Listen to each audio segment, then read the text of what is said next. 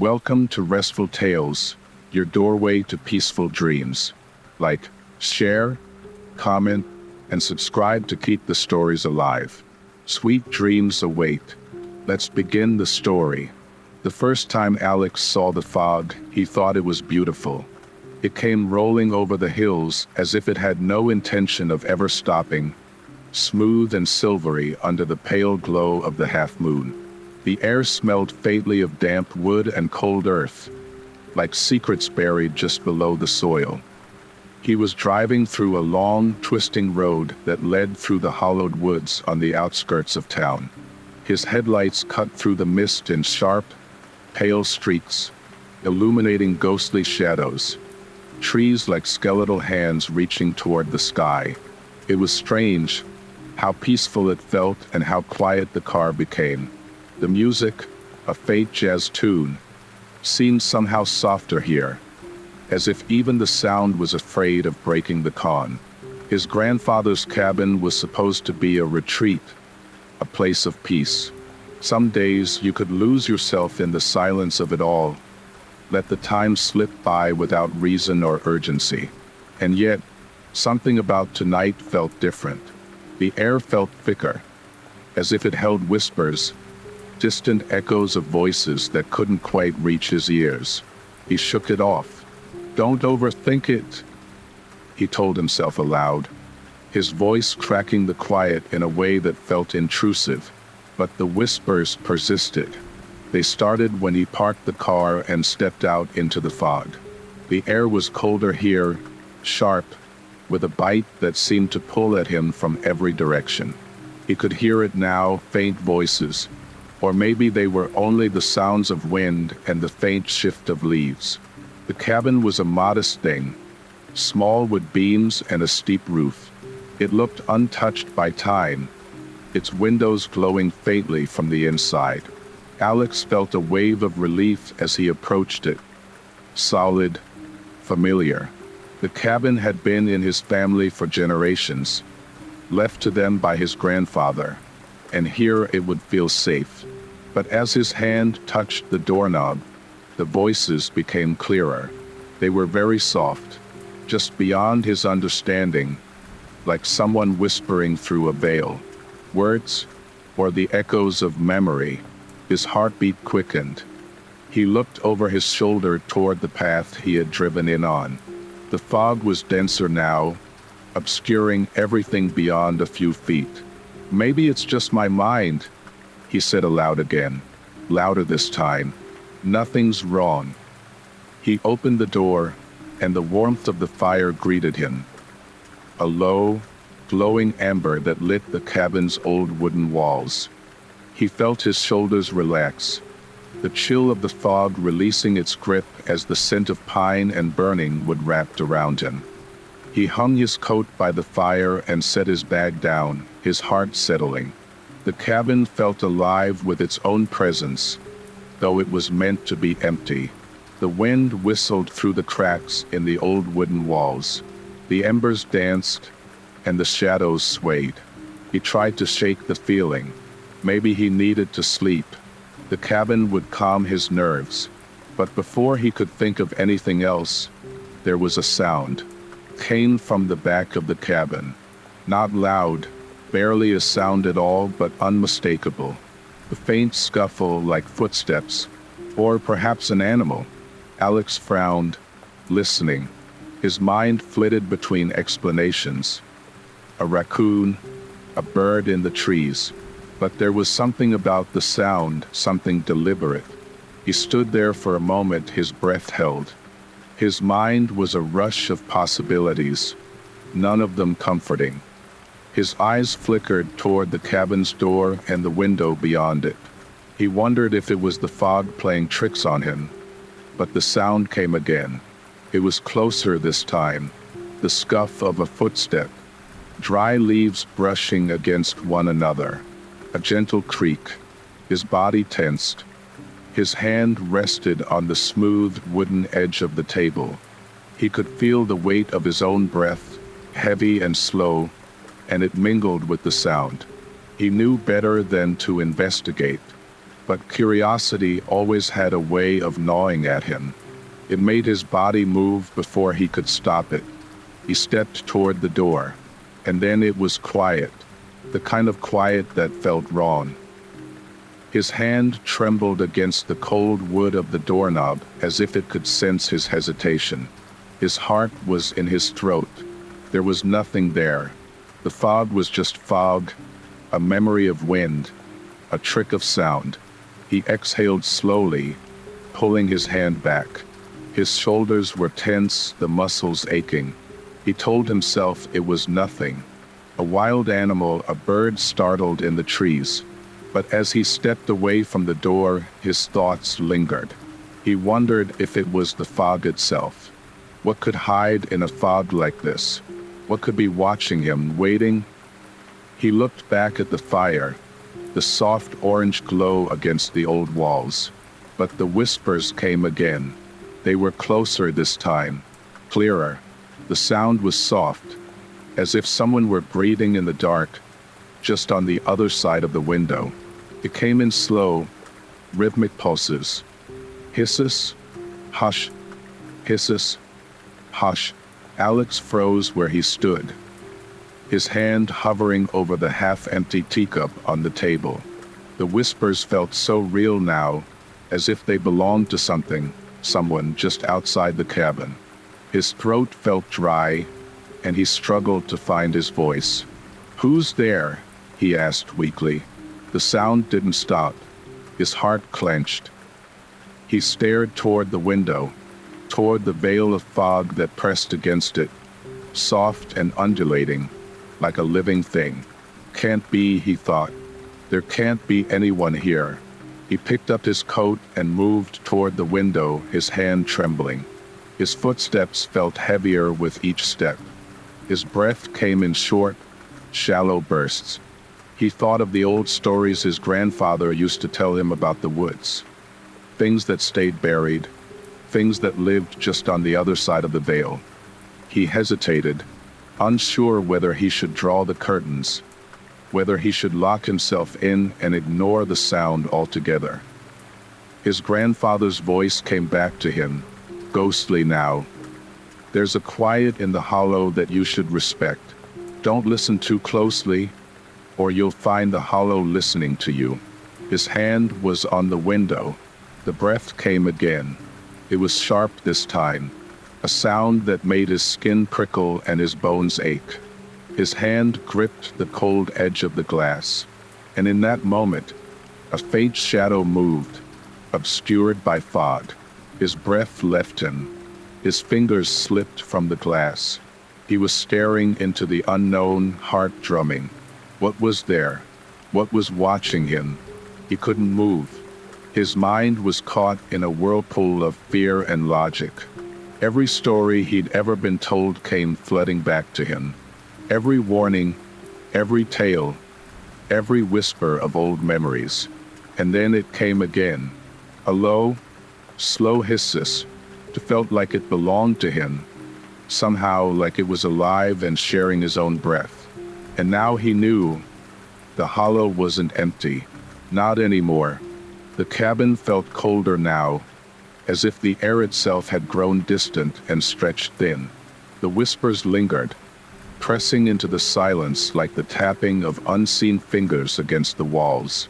Alex wasn't sure if he could trust his mind anymore, but he couldn't shake the sensation.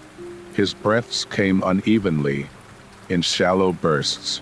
The sound had come from the fog, where something had.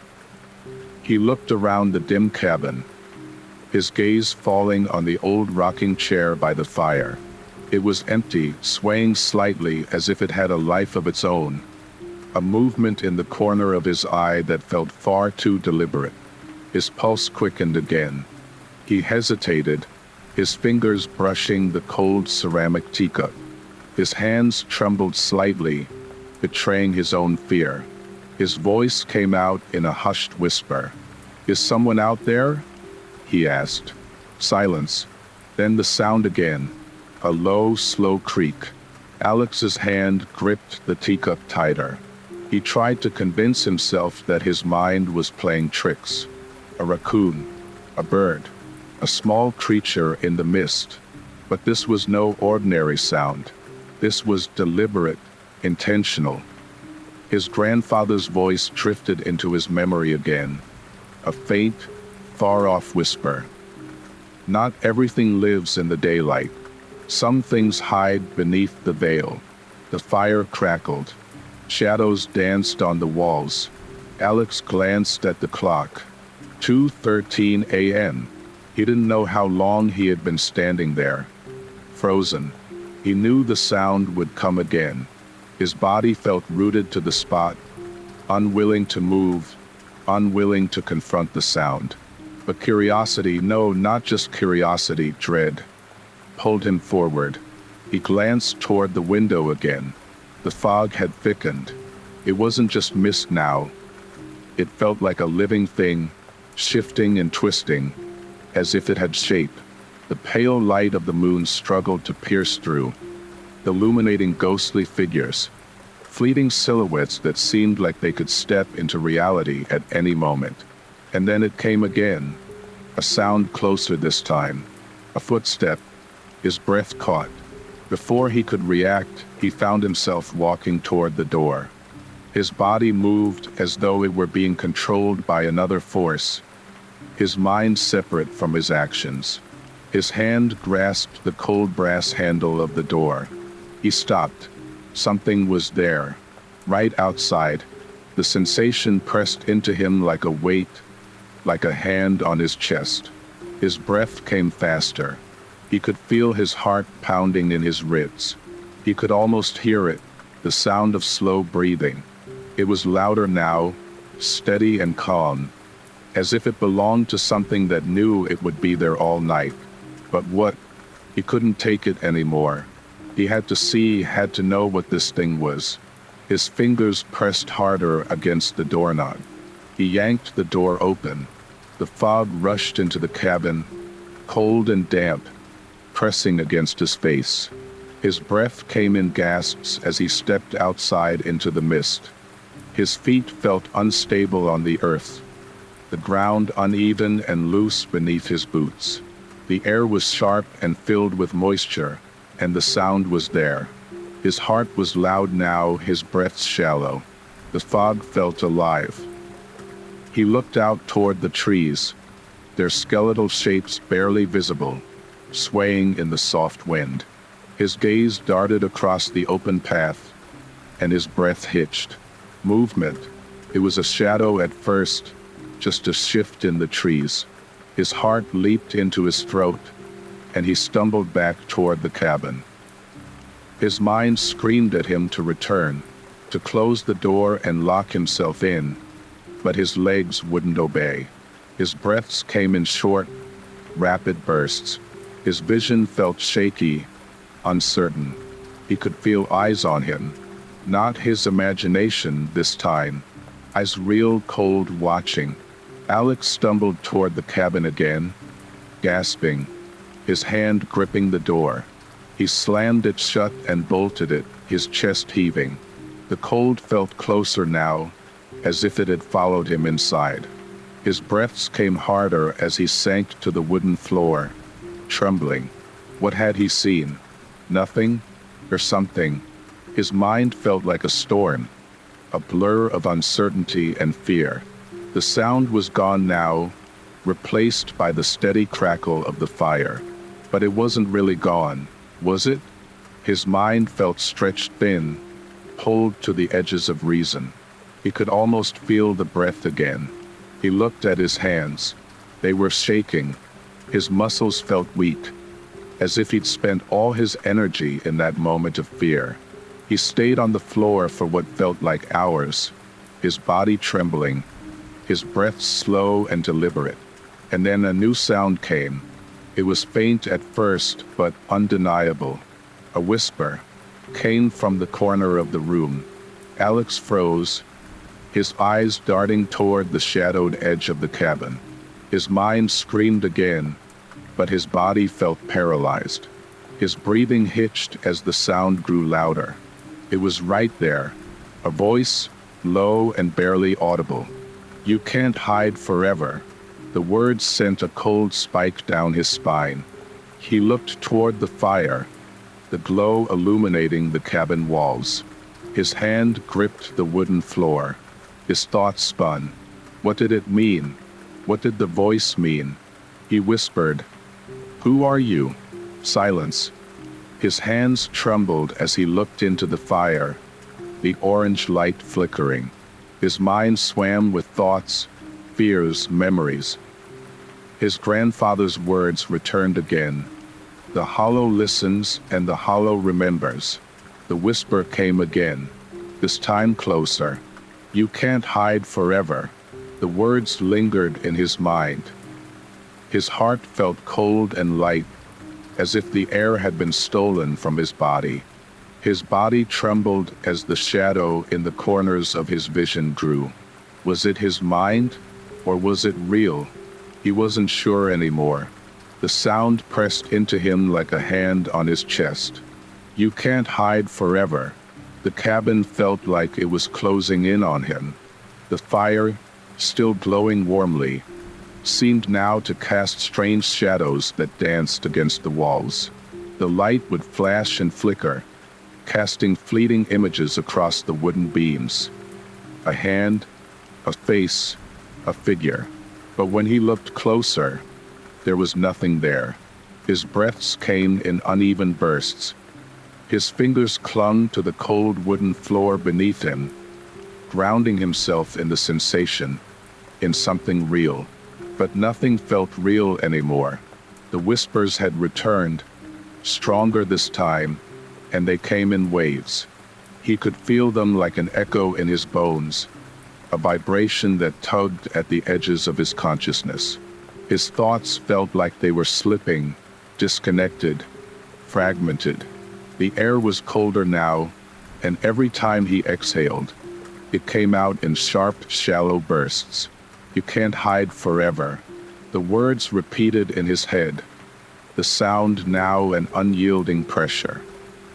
He could feel it in the pit of his stomach, low and uncomfortable, like being caught in a tide pulling him further and further from the shore.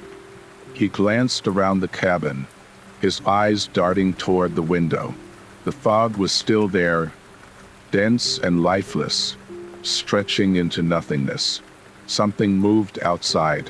He froze. His chest was tight. His heart ached as though it were attempting to beat its way out of his body. His hands clenched tighter against the wooden floor.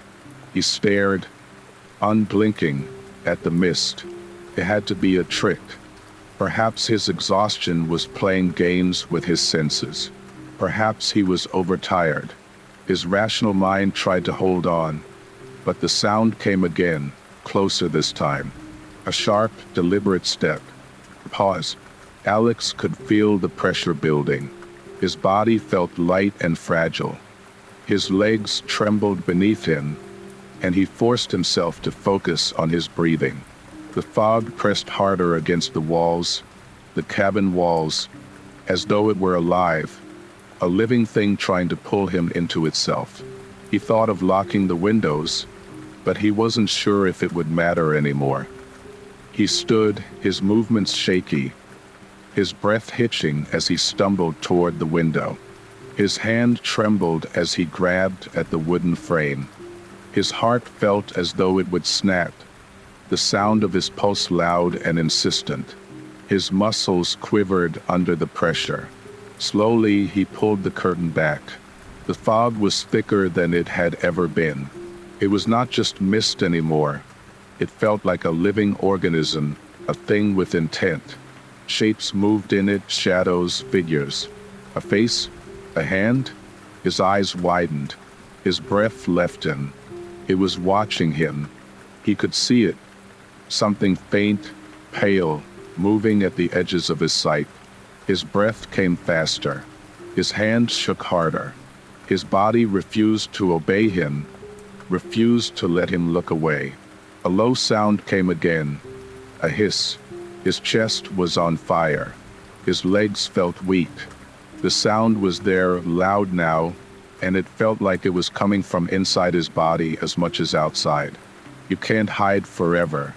His mind was a whirlwind. His grandfather's words echoed in his mind, ghostly and far off. The veil. The veil was real. The figure outside was closer now. He could see the glint of something faint, a shimmer like eyes. His hand trembled as he pressed the curtain harder against the window, as if it could block him from seeing. His breathing came in short, shallow gasps. He backed away, his knees shaking, his mind spinning. He stumbled back toward the fire, his eyes fixed on the orange glow. His hands found the teacup, shaking, and he forced himself to drink. His throat felt raw as the liquid slid down, but it didn't calm him. Nothing did. He tried to think. He tried to reason, but his mind was a broken string of fragments. His breaths came faster. The sound outside was louder now. Felt like breathing, but not his. It felt as though it belonged to something ancient, something that didn't belong in this world. And then, the sound stopped. He froze. The absence of the sound brought a new kind of terror. It was still out there. The fog pressed harder against the window, as if the thing outside were now listening. His body refused to move. His heart felt caught in his throat. Was it watching him? He could feel its presence. The cabin felt small, fragile. The shadows in the corners of the walls grew darker. His hands clenched tighter around the teacup. "What do you want?" he thought. His breaths were quick, short, fast. A terrible rhythm of fear and uncertainty. His mind felt chaotic, scattered. He thought of running, but his legs wouldn't obey. He thought of locking the doors, the windows, everything, but what good would that do? He could still feel it. The veil was real. He remembered his grandfather's words again. Some things can pass through the veil. Some things listen, and some things wait. And the sound came again, the hiss. It was louder now. It came from the space between the fog and the cabin, from the mist, from the veil itself. He could hear it. You can't hide forever. The sound was slow, deliberate, and it felt as though it was growing closer. The fire crackled as though mocking him. His body shook. His hands gripped the teacup tighter. The veil was waiting. He could feel its cold breath against his skin. He could feel its presence, just beyond the veil. And then the sound came again, closer this time. The fire had grown dimmer, its glowing embers fading as though the cabin itself had begun to lose warmth. Alex's breaths came faster, his chest rising and falling in irregular bursts. His hands trembled as he clung to the teacup, his eyes fixed on the flickering shadows dancing along the walls. The sound was closer. He could feel it, a slow, steady inhalation, wet and cold, like a breath in the mist, like something just beyond his understanding. His fingers gripped tighter at the ceramic, and his heart felt as though it were trying to break out of his chest. He thought of running, but his legs wouldn't move. The sound came again, sharper this time, closer. A low, wet hiss. His eyes darted toward the window, but the fog obscured everything. The veil was alive now, alive and pressing, like an unseen presence trying to pull him outside. The cabin walls felt thin and fragile, as though they would shatter with the next sound. His body trembled as if responding to an unseen force, and he could almost feel a hand against his shoulder. No, he refused to look. He closed his eyes, his breath coming in short, shallow bursts. He tried to focus on something else, to stop the sound from crawling into his mind. The heat of the fire felt so far now, as if it belonged to another reality entirely. His grandfather's voice haunted him again. The veil waits. It listens. He bit his lip, shaking his head. His mind swam. His thoughts felt heavy, his vision blurred. Another sound. This one came from the door.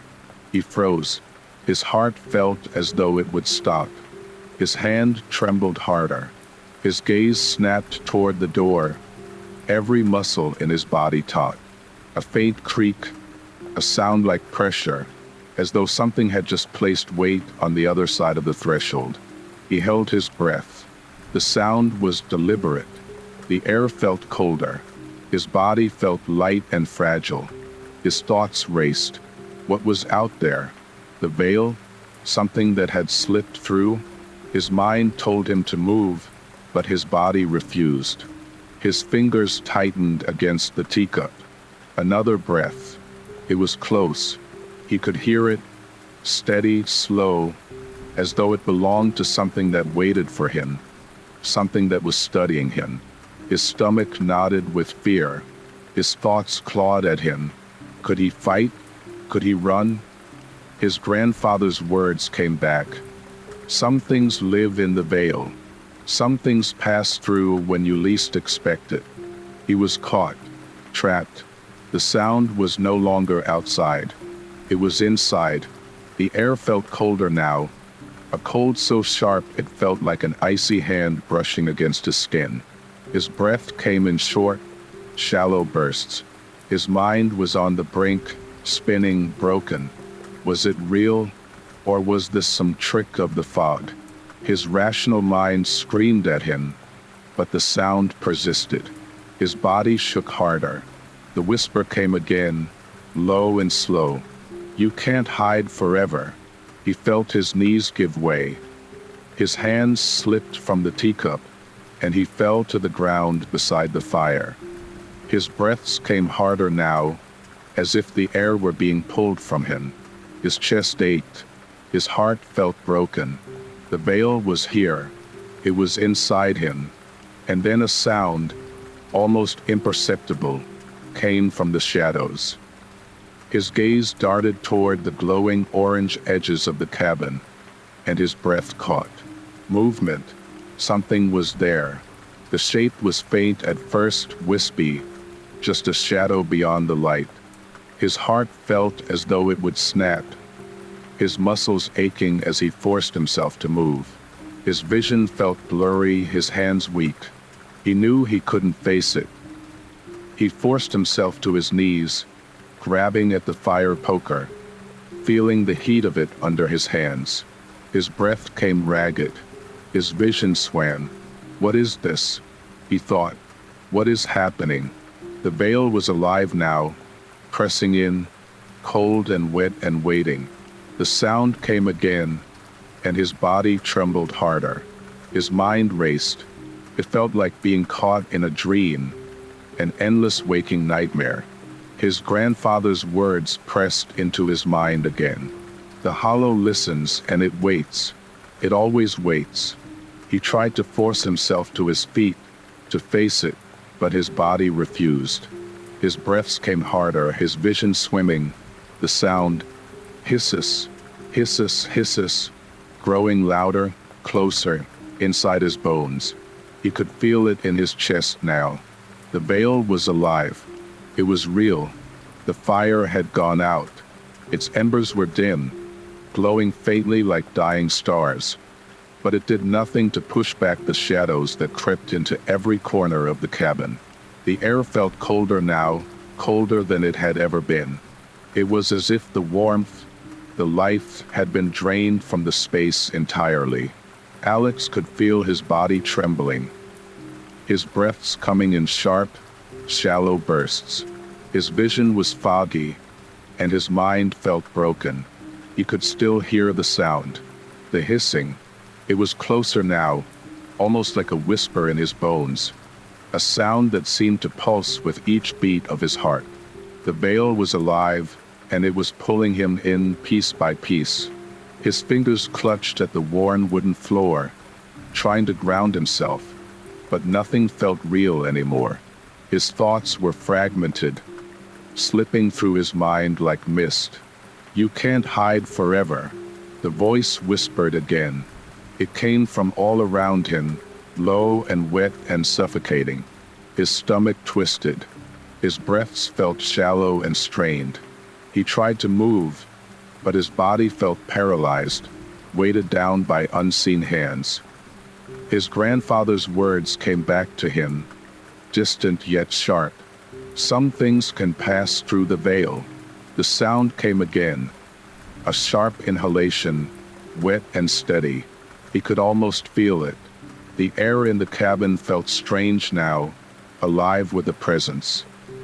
His chest ached, as if a cold hand had gripped his heart. His thoughts swam. His hands shook as he tried to pull himself up, his fingers scraping against the cold wooden floor. He forced his eyes shut, desperate to stop the sensations, but they came regardless. The sound was there. The veil. Was this his mind, or had it truly found a way in? His breaths were ragged as he forced himself to move again, this time crawling toward the old rocking chair. It was empty, swaying slightly as though alive, watching him. His vision was unsteady, and he felt his way toward the wall, his hands shaking harder with each step. His knees scraped against the floor. His body felt frail, as though he were being stripped of his strength by the veil itself. And then, something touched him. He froze. It was cold, icy cold, like a hand on the small of his back. His heart leaped, and his body tensed. His head snapped around, eyes wide, staring into the shadows. His breaths came faster. His hands clutched the chair for support. He could hear the sound again, louder, closer now. He could feel it in his bones, vibrating, pulling him. "You can't hide forever." The words came again, and this time they felt stronger, more deliberate, almost alive. His hands gripped harder at the rocking chair as if it could anchor him to the world, but it offered no comfort. His fingers trembled. His breaths came sharp and quick. The veil was real. It was alive. And it was here. His mind felt broken. His thoughts swam. He could feel his body growing weaker under the pressure of the sound, under the pressure of the veil. His grandfather's voice came back again, distant but steady. They watch. They listen. They find the way through. The veil was pulling him, stripping away his will, his strength, his resolve. His vision blurred. His body felt frail. He tried to summon his strength, but it felt like trying to swim through a storm. He thought of the door. What if he could get outside? What if fresh air would break this hold on him? His hands trembled as he tried to push himself toward the door, his knees scraping against the cold wooden floor. His breaths came faster. His body felt unsteady, weak, but something was in his path. A sound, a sharp, deliberate creak. His hand froze. His muscles tensed. His heart stopped. It was in the shadows now, near the door. He could see the outline of something, dark, wispy, pale, a shape moving in the fog and mist. His breath caught. His mind felt as though it would shatter. His eyes widened. Something stepped into the faint glow from the moonlight, and he could see it. A figure, humanoid, skeletal, obscured by the mist but real enough to make him shiver. His presence was undeniable. His breathing was there, a slow, sharp sound, wet and rhythmic. His voice came out in a whisper. "Who are you?"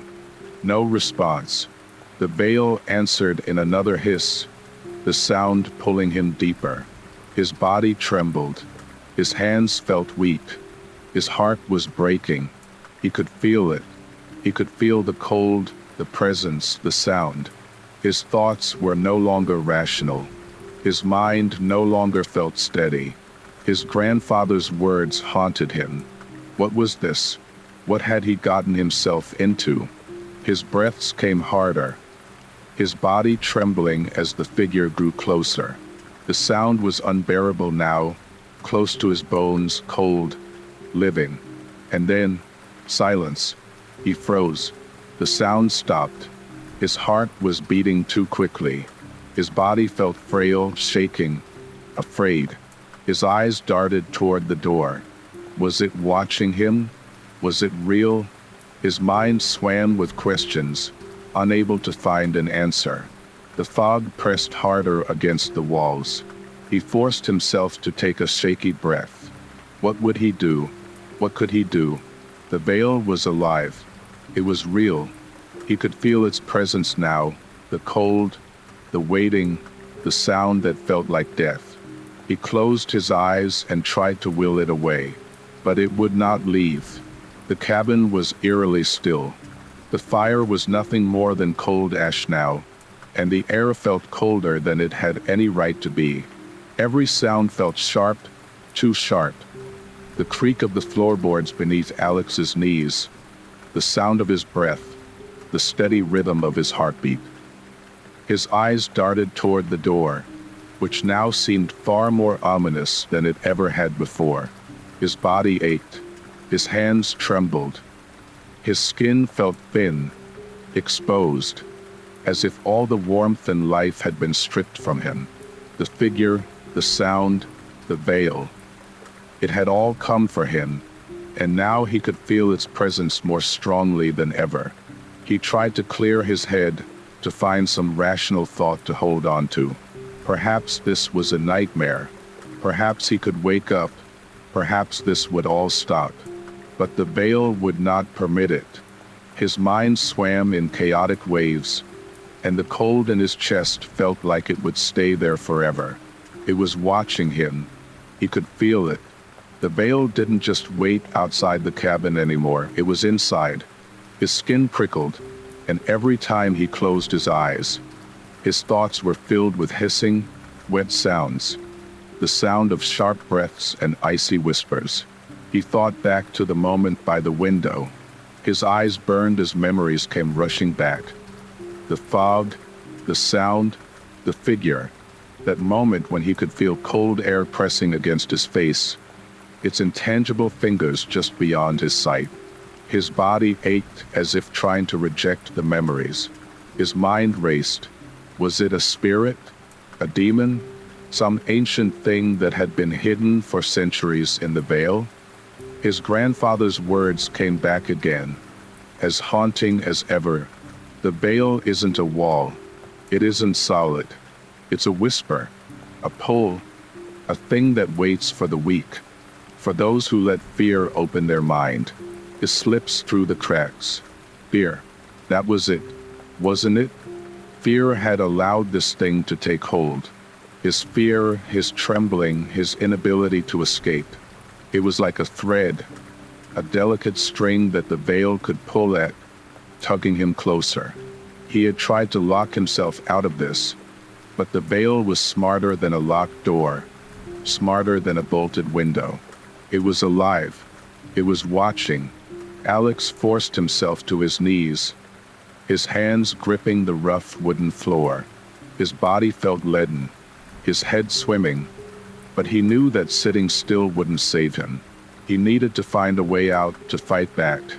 His thoughts felt slow, distant, but he began to move, crawling toward the door, his hands scraping against the floor. He forced himself to stand, but his legs shook under the weight of his fear. His breath came in short, shallow bursts. He felt his way toward the door, his hands trembling as they gripped the handle. His mind was a whirlwind. He couldn't think straight. He wasn't sure if the veil would let him leave, but he had to try. But as he pulled the handle, a sound came from behind him, a low creak. His body froze. His hand hovered on the handle as he turned his head slowly, fear seizing his bones. His vision was unsteady. His breath felt like it had caught in his throat. Something was there. His muscles tensed, and his mind screamed at him to move, but his body wouldn't listen. It was close. He could hear it again, hisses. Came louder this time, sharp, insistent. His back was rigid, his entire body frozen with terror. His breaths came in jerks. His fingers were white as they gripped the door. came from behind. The sound came closer. He forced his hand to pull the door, but the veil's presence was too strong. His hand trembled. His vision swam. The sound was unbearable now, growing louder and louder until his bones felt like they might snap under the pressure. And then he heard something else. A voice. It was faint, distant, but it cut through the hissing, sharp and clear. Face it. His heart leapt in his chest. His body felt like it would collapse under the weight of it, but he forced himself to take a shaky breath. His hands felt like they belonged to someone else, and he gripped harder on the doorknob. Face it. He had no choice but to try. Alex wrenched the door open. The cold air hit him like a wave, icy, sharp, and alive. His skin prickled. The fog pressed into the cabin, pushing him backward, tugging at his clothes, clawing at his skin. His breath came harder now as he stumbled into the mist.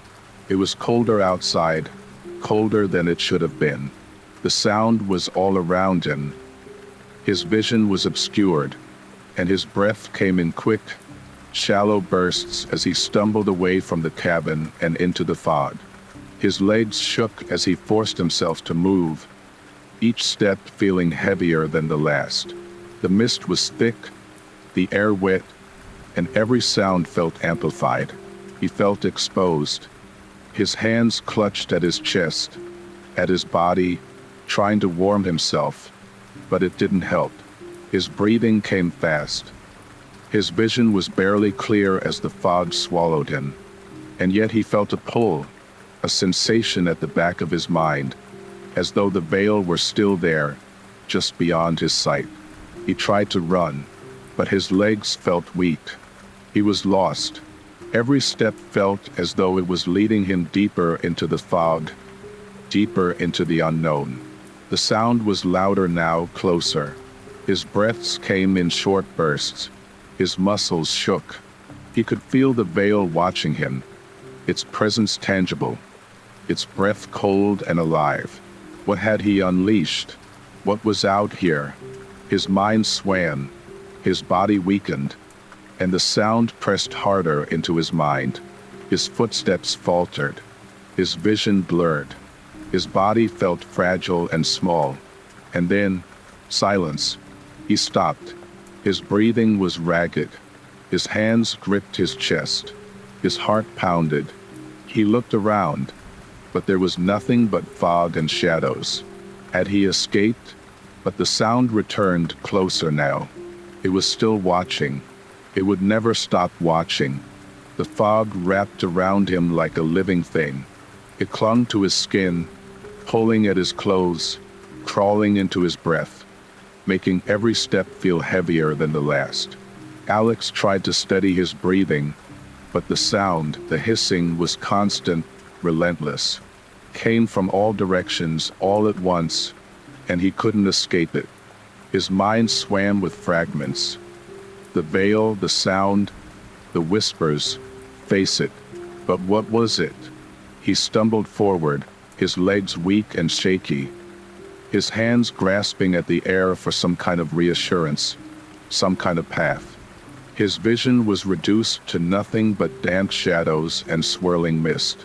The ground beneath his feet was uneven, hidden by wet leaves and damp earth. His breaths came in sharp, shallow gasps as though the air itself was too heavy to pull in. Where am I? He stopped and tried to force himself to focus, to calm the pounding in his chest, but his thoughts felt distant, broken. His mind was chaotic, filled with images of shadows and sound, of figures emerging from the mist, of cold hands on his skin. His grandfather's words came back again, like a mantra, a distant chant buried in his subconscious. The hollow waits.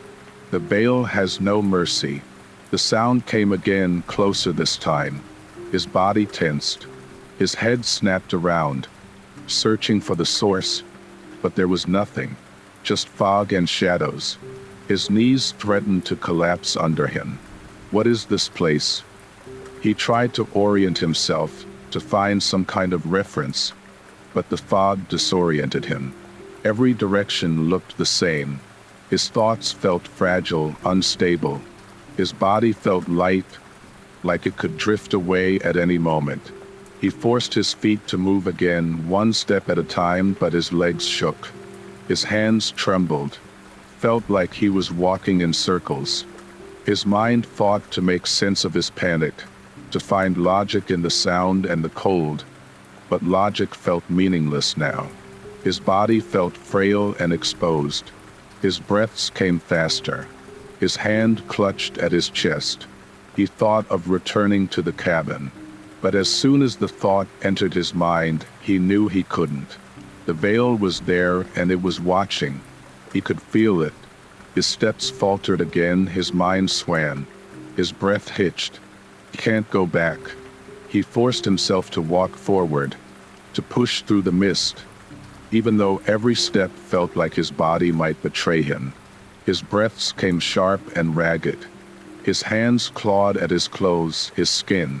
He could feel the sound pressing into his bones.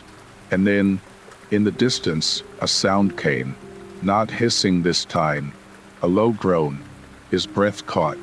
His steps froze. His eyes darted toward the source of the sound, but there was nothing there, only mist and shadows. His heart thundered in his chest. His muscles were weak. His body felt broken. Came again, a sound, like footsteps, maybe, or the groan of wood under pressure. It was faint but real. His eyes strained through the fog, his chest aching with every beat of his heart. His body trembled as though every muscle was fighting to keep him still, to keep him from facing what was in front of him. He thought of the veil. The veil could be anywhere. The sound came again, closer this time. He could feel it. He could feel something. His vision swam. His breaths came faster. His hand clenched at his chest. He forced himself to take a step, though every fiber of his being screamed against it. What is this place? And then, without warning, his foot struck something. A stone. It was jagged and cold, and it sent pain through his foot as it shifted beneath his weight. His balance wavered, and his knees threatened to collapse. His body ached. His mind felt stretched, broken, frayed. The sound came again. It was closer. It was breathing. Alex's heart pounded harder. His thoughts felt chaotic. His breaths came in short, shallow bursts. His body trembled. The sound felt like it was crawling into his bones, into his mind. His grandfather's words came back again. The veil waits for the lost, for the broken, for those who can't escape the hollow. He looked down at his feet and saw the faint outline of a path, a narrow, uneven trail that led deeper into the fog. His breath hitched. His legs felt weak, but the path looked like it might lead him somewhere. His mind clung to that fragile thought. Follow the path.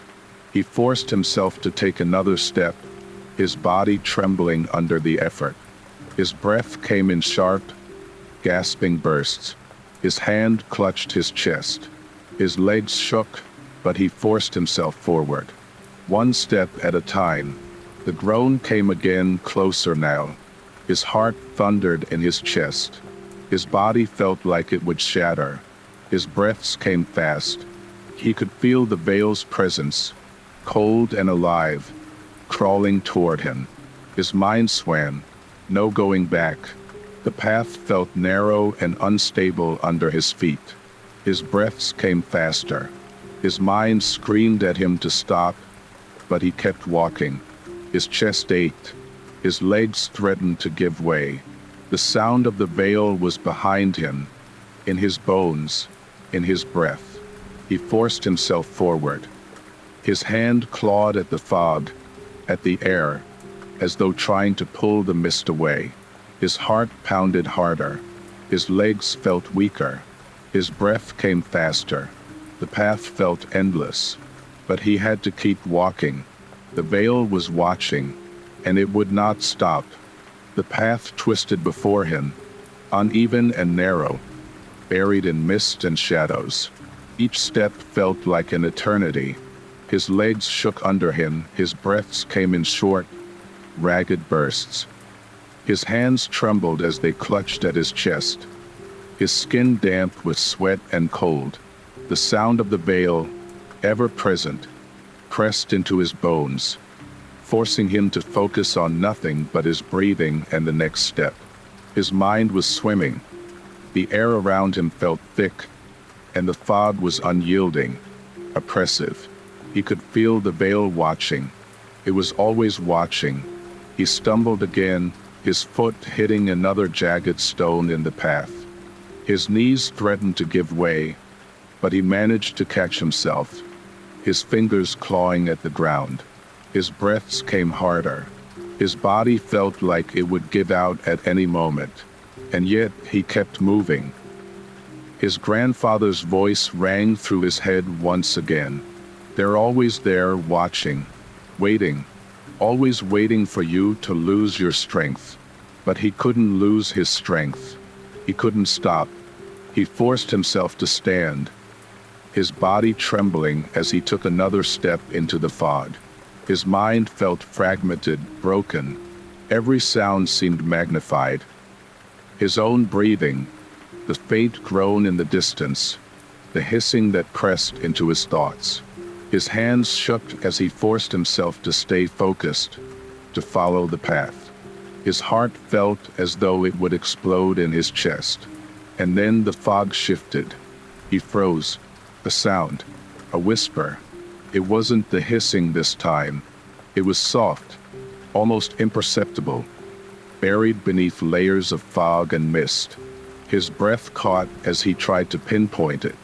His mind felt sharp and unsteady as the sound came again.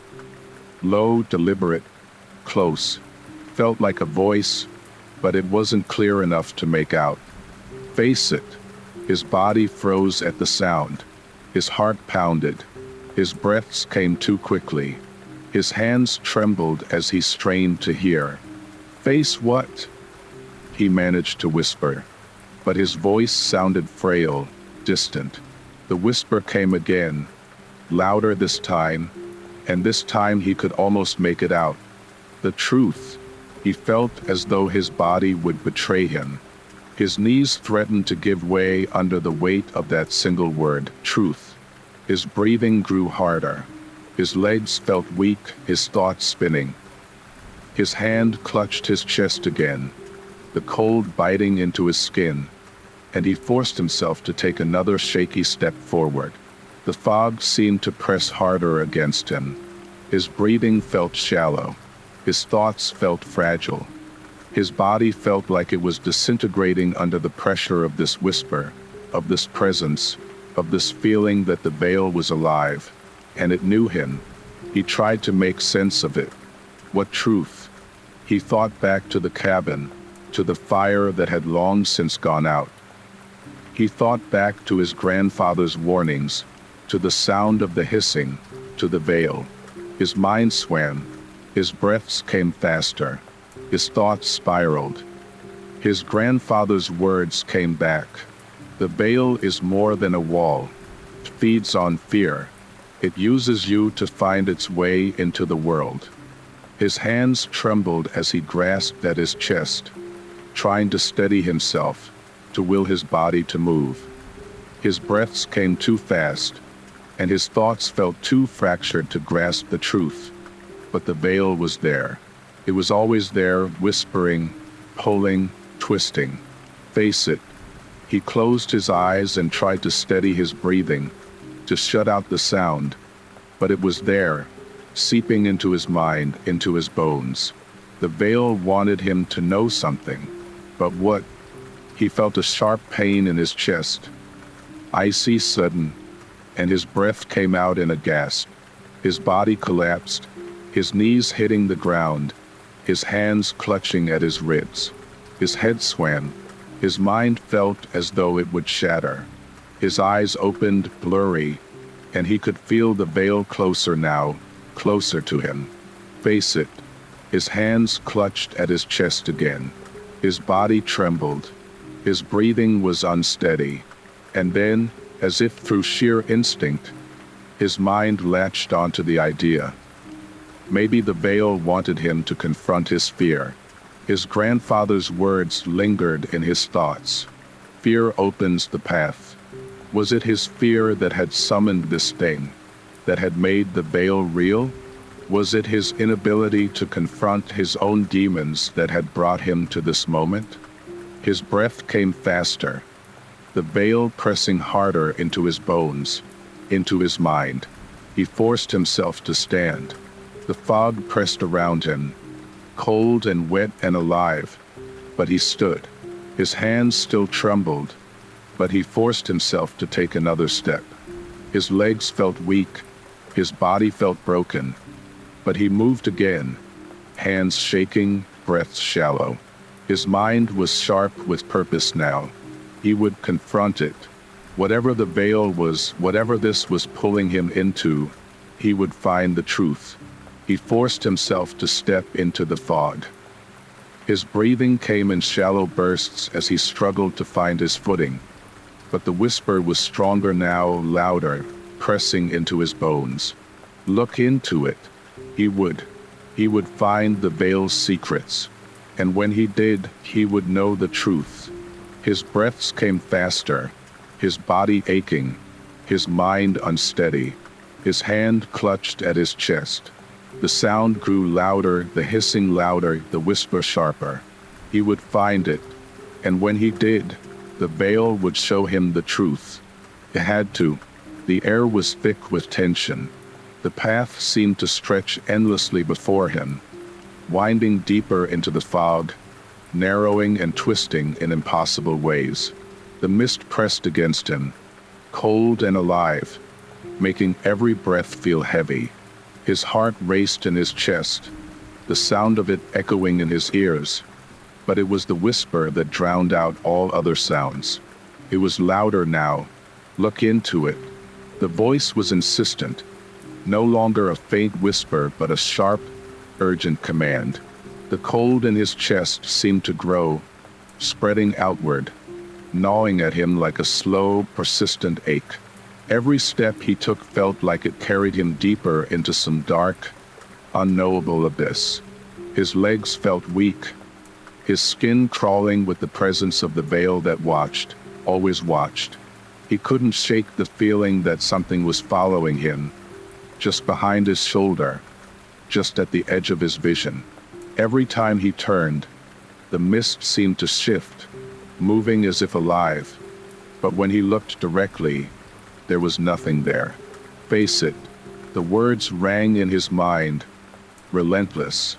His hand clenched at his chest again, but the pressure in his ribs was more than physical now. It felt like his entire soul was being squeezed by invisible hands. He closed his eyes, trying to steady himself, trying to calm his breathing, but the fog didn't let him rest, pressed in on him, cold and suffocating. And then the voice returned, clearer than before. You must see, you must know. A sharp pain lanced through his head, and he gasped. His legs wavered beneath him, but he managed to keep himself upright, though every breath felt like a struggle. The voice didn't relent, pressed on him, forcing him to focus on it, to listen, to understand. The veil was never meant to stay closed. It never was. The words rang in his mind like the strike of a bell. He stumbled back, gasping for air, his mind reeling with the implications of what he was hearing. What did it mean? What did the veil want? A flash of memory. His grandfather's warnings flickered in his mind, but the fog closed in faster.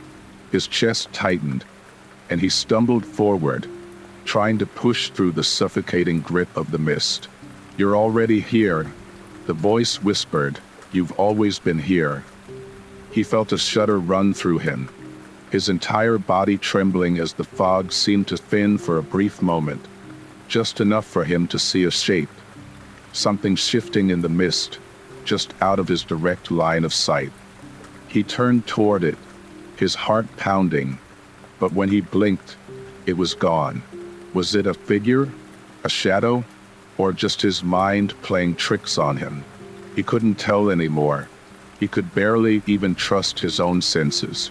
Everything felt fractured, distorted, as though reality itself was slipping from his grasp. His thoughts felt slow, distant, like he was trapped in a dream. His breath caught in his throat, and then, out of the fog, something moved again. This time there was no denying it. It was a figure, tall, thin, and wreathed in the mist, its form flickering in and out of view like a mirage. It was humanoid, but distorted, as if its shape could not hold itself together properly. Its presence was overwhelming, filling the space around Alex, pressing into his chest, making it hard to breathe. Alex took a step back, his heart hammering in his chest. His legs trembled, but he couldn't move. His body was frozen, as if the figure had control over him, as if it were pulling him in, forcing him to face it. The figure did not speak. It did not need to. Look into it. Alex's breath hitched, his mind screaming in terror. But there was nowhere to run, nowhere to hide. The mist seemed to wrap tighter around him, as though the figure itself was a part of the fog, part of the very air he was breathing. He wanted to look away. He wanted to scream, to run, but his body refused to obey. His mind was fragmented, caught in a web of fear and confusion. The whispers grew louder, drowning out all other thoughts. The figure took a step toward him. The sound of its movement was hollow, distant, like the soft scraping of bones against stone. Alex felt the ground shift beneath him, as though he were sinking, as though the world itself were crumbling away. And then, just as it seemed like the figure was about to reach him, the fog parted. The veil, it had opened. For the briefest of moments, Alex saw the figure in full. It was not human. It was something ancient, something wrong. Its form flickered and warped, like something caught between dimensions. Its face was obscured by darkness, but its eyes, they gleamed with a cold, unfathomable light. They seemed to look right through him, to pierce into his very soul. "Face it, Alex." The voice was clearer now, almost as if it were coming from inside his head. The mist parted further, revealing the full form of the creature. It was as if the fog itself had taken shape, become alive. The figure was reaching out to him, and Alex could feel its presence seeping into his chest, into his mind, filling him with a chill that went beyond the physical. The edges of his vision blurred as the fog intensified. The veil was never meant to stay closed. The voice repeated, "You opened it. Now face what comes next." Alex's vision blurred. His breath quickened. His skin felt cold and tight. His mind raced, but there was no escape. No answers. Only the figure. Only the veil. And the truth. Alex could feel his heart in his throat. The veil was here, fully present now, its presence undeniable. His breaths came in shallow bursts, his body trembling with fear and exhaustion. His muscles felt frail, his limbs too weak to support him. The figure before him stood still, looming out of the fog like a living shadow, its glowing eyes piercing into his soul. He could feel its gaze. It wasn't just watching, it was searching. His body trembled as he tried to force himself to step back, but his legs refused. His mind felt broken, fragmented, struggling to process this moment, this realization. His entire body was locked in place, caught in the grip of the veil's presence, unable to resist its power. "Face it." The voice rang again, closer this time, louder, and the veil's shadow loomed closer. The air felt colder with every passing second, and he could feel the whisper pressing into his bones. His breath hitched. What was he supposed to face? What did the veil want from him? He could feel the pressure in his chest, like a pressure that went beyond physical pain. His grandfather's words haunted him now more than ever. The veil waits for the lost. It waits for fear. It uses you to find its way into the world. He thought back to his grandfather's warnings, the stories, the ancient legends. What if this was it? What if his journey through the mist, his journey into this hollow place, was always meant to lead here? What if the veil had already begun pulling him into its web? He couldn't breathe. His vision swam as if the very air around him had turned to water. His hands shook, and his knees threatened to give way. He could hear the sound again, that soft, hissing sound, like 1,000 whispers scraping against the back of his mind. The figure took another step closer. Its presence was suffocating, overwhelming, and Alex could feel his heartbeat thunder in his chest. He closed his eyes for a moment, desperate to block it out, to gather his thoughts, but it did no good. The voice was still there. You opened the path. The words sent a jolt through him. He hadn't opened anything. Had he? His mind struggled to piece together the fragments of his memories. The cabin, the hissing, the fog, the moment when everything felt broken. But what if he had opened something? What if his fear, his uncertainty, his inability to confront the unknown had made him vulnerable? He thought of the sound, of the whispers, of the hissing in the dark. The veil had been waiting, and he had unwittingly given it passage. But why? His mind struggled to process it. What does it want from me? The veil's shadow paused, as though it were considering his thoughts, reading them, allowing Alex to grasp at this horrible truth. The air felt colder. His breath came faster. His knees shook. His body threatened to give way under the pressure of it. And then the voice came again, deeper now, resonating in the bones of his skull. Fear. You gave it fear. The words pierced into him like sharp needles of ice. Fear had always been his fear, hadn't it?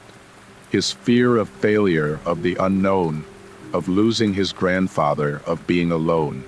Fear had always controlled him, always lingered at the edges of his mind, always just beneath his skin.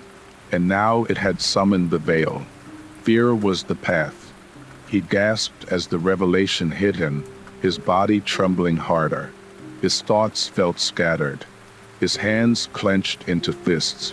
His chest felt tight, as though he were being crushed from all sides. You can end this. The voice came again, low and resonant. His breath came in sharp bursts. His head felt light. His body was trembling, but the words resonated in his mind. You can end this by facing the truth. He opened his eyes again. The figure was closer now, its eyes glowing, its presence looming. Its voice was deep and ancient, full of knowledge and cold understanding. His grandfather's warnings, the whispers, the sound of the veil, all of it was leading here to this moment. He could sense that this was the point of no return. He could either give in to the veil completely, let it take him, or he could confront his fear. But how? How do you confront the veil? How do you face fear? The voice didn't answer. It merely waited, its glowing eyes boring into him. It felt as though the veil would tear him apart if he didn't find a way through this moment, if he didn't understand, if he didn't look into the veil. His mind raced, memories clashed together.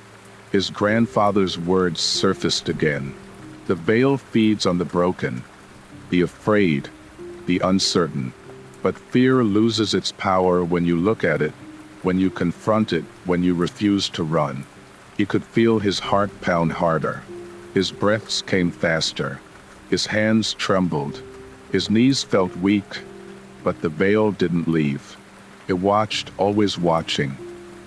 He closed his eyes again, forcing himself to draw a deep, steadying breath. He would face it. He would confront the truth. With every ounce of strength in his body, he forced his mind to focus. His breathing slowed, his hands clenched tighter, his thoughts sharpened. The veil could sense his fear, could sense his hesitation, but this time he wouldn't let it win. He forced himself to look deeper, into the sound, into the hissing, into the whispers, into the unknown. His vision felt sharper now, his resolve steadying. "What do you want?" he thought, his mind clear for the first time. The figure waited, its glowing eyes piercing into him. And then, finally, the veil answered. The truth. "Look inside." He took a deep breath, summoning all his courage, all his strength, all his resolve, and forced himself to confront the veil fully. And as his mind sharpened, a flood of memories came. The veil was ancient, not just a wall between worlds, but a living force, a hunger. It had always existed, preying on fear, uncertainty, and broken souls. His grandfather had tried to warn him, tried to protect him, but fear had always been the link, the key. Fear brought him here, and now, standing at the edge of the veil, Alex understood. Fear could control him, where he could control fear. He could face it. The moment felt endless. Time, or perhaps the lack of it, pressed into him, smothering his thoughts. His body remained trembling as he forced himself to stay still. His breaths came shallow, each one cold and wet. Every heartbeat a reminder that fear had always lingered in the deepest corners of his mind. But now he would confront it. He drew in another breath, steadying himself, and forced his feet to move. The ground felt unstable beneath him, like wet clay, shifting and uneven.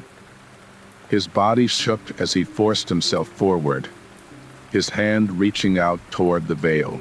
The fog was alive, its pressure cold and wet, but he knew the veil was more than just mist and shadow. He could feel it, tangible and invisible, alive, a presence waiting. His hand touched the cold, damp air, felt like breaking through a membrane. The sensation was wrong, unnatural, like stepping into a living thing. His skin prickled, and his breath caught. He could feel the veil against his hand, a smooth, slimy resistance that sent sharp needles of fear into his bones. His heart pounded harder, but he forced himself to push through, to step fully into the veil. The moment he did, the world shifted. It was as though gravity had broken, as though reality itself had unraveled. His vision swam, and the air felt too dense, too wet, too alive. Sounds warped, echoing, distorted, alive. His surroundings were unrecognizable. The fog, the mist, stretched out in every direction, swirling with colors that shifted and shimmered, forming patterns that seemed both organic and mechanical. Shapes appeared out of the veil, broken and incomplete, their forms shifting before they could fully materialize. The sensation was suffocating. His breath came in short, shallow bursts. His chest felt tight. His feet felt cold and unstable, as though the ground beneath him was alive, writhing and shifting. And yet he stayed. He forced himself to look around. The veil was nothing like he expected. It was alive. Shapes moved in the shadows, half-formed figures that had no real shape, their forms flickering in and out of existence. They were humanoid, vaguely familiar, but their movements were unnatural, jerky, broken. Their eyes glimmered, faintly glowing like embers in the mist. They were figures of smoke, shadow, fear, and Alex could feel them watching him. Their presence was suffocating, an unyielding pressure against his thoughts. He gasped as he tried to move, but his body felt sluggish, heavy. Every step was a battle, and yet he forced himself forward. The veil whispered as he moved, the sound of wet, rasping hisses pressing into his mind, pulling him deeper. His grandfather's voice lingered, the memories of his warnings like shards of broken glass in his mind. Fear opens the path. Fear feeds the veil, but you must not let it win. He closed his eyes for a moment and drew another breath, steadying himself. The air here felt alive, like the depths of a living thing. His thoughts were fragmented, uncertain, but he tried to focus. He had to confront the veil, to find the truth, to face himself. With each step, the shadows grew clearer. He could hear them now, whispering, scraping. The veil thrummed with a low, steady pulse, as though the very air here had a heartbeat. His legs felt heavier, the pressure against him growing, but he fought through it. His hand clenched at his chest again. His breathing felt too shallow. What was he afraid of? The question pressed into his thoughts. He felt the memories rushing through him, the isolation, the fear of loss, the fear of failing his grandfather, the fear of being alone. His fears had always been with him, just beneath his skin. They had followed him, shaped his choices, formed the patterns of his life. Fear had brought him here. Fear had opened this path. He could almost hear a voice among the whispers now, speaking in fragments, ancient and full of meaning. Look deeper. He took another breath and forced himself to focus, allowing himself to examine his own thoughts, his own fears. His legs were weak, but his resolve was growing stronger. His steps grew steadier, and the veil began to respond. The figures in the shadows grew closer, moving in unison with him, their forms shifting, their glowing eyes piercing into his own. The whispers grew louder. His body felt like it would give way, and then it came sharp, undeniable. Memories, images, not just fear, not just shadows. Memories that felt ancient, buried, long forgotten. He saw his grandfather, sitting by the fire, the crackling warmth of the flames illuminating his weathered face.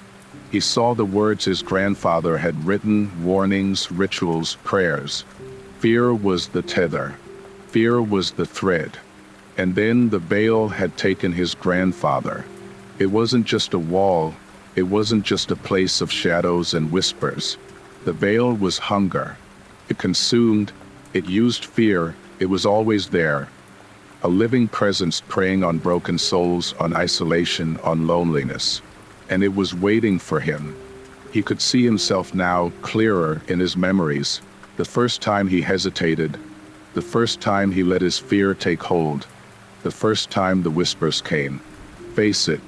He clenched his fists harder and focused, drawing strength from his fear, from the realization that fear was the path forward, not the end. He could confront this. He could take control.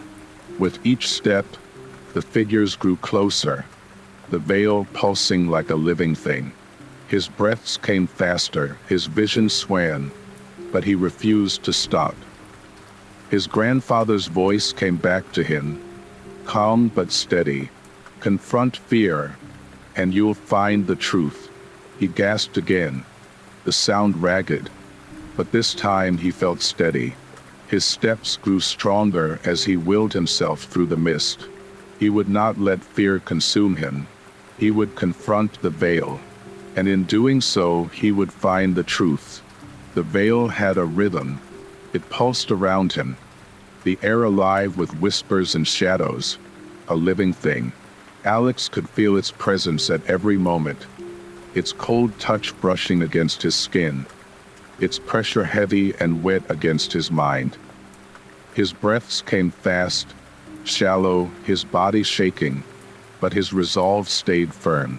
He could feel his grandfather's words resonating within him. Confront fear, and you'll find the truth.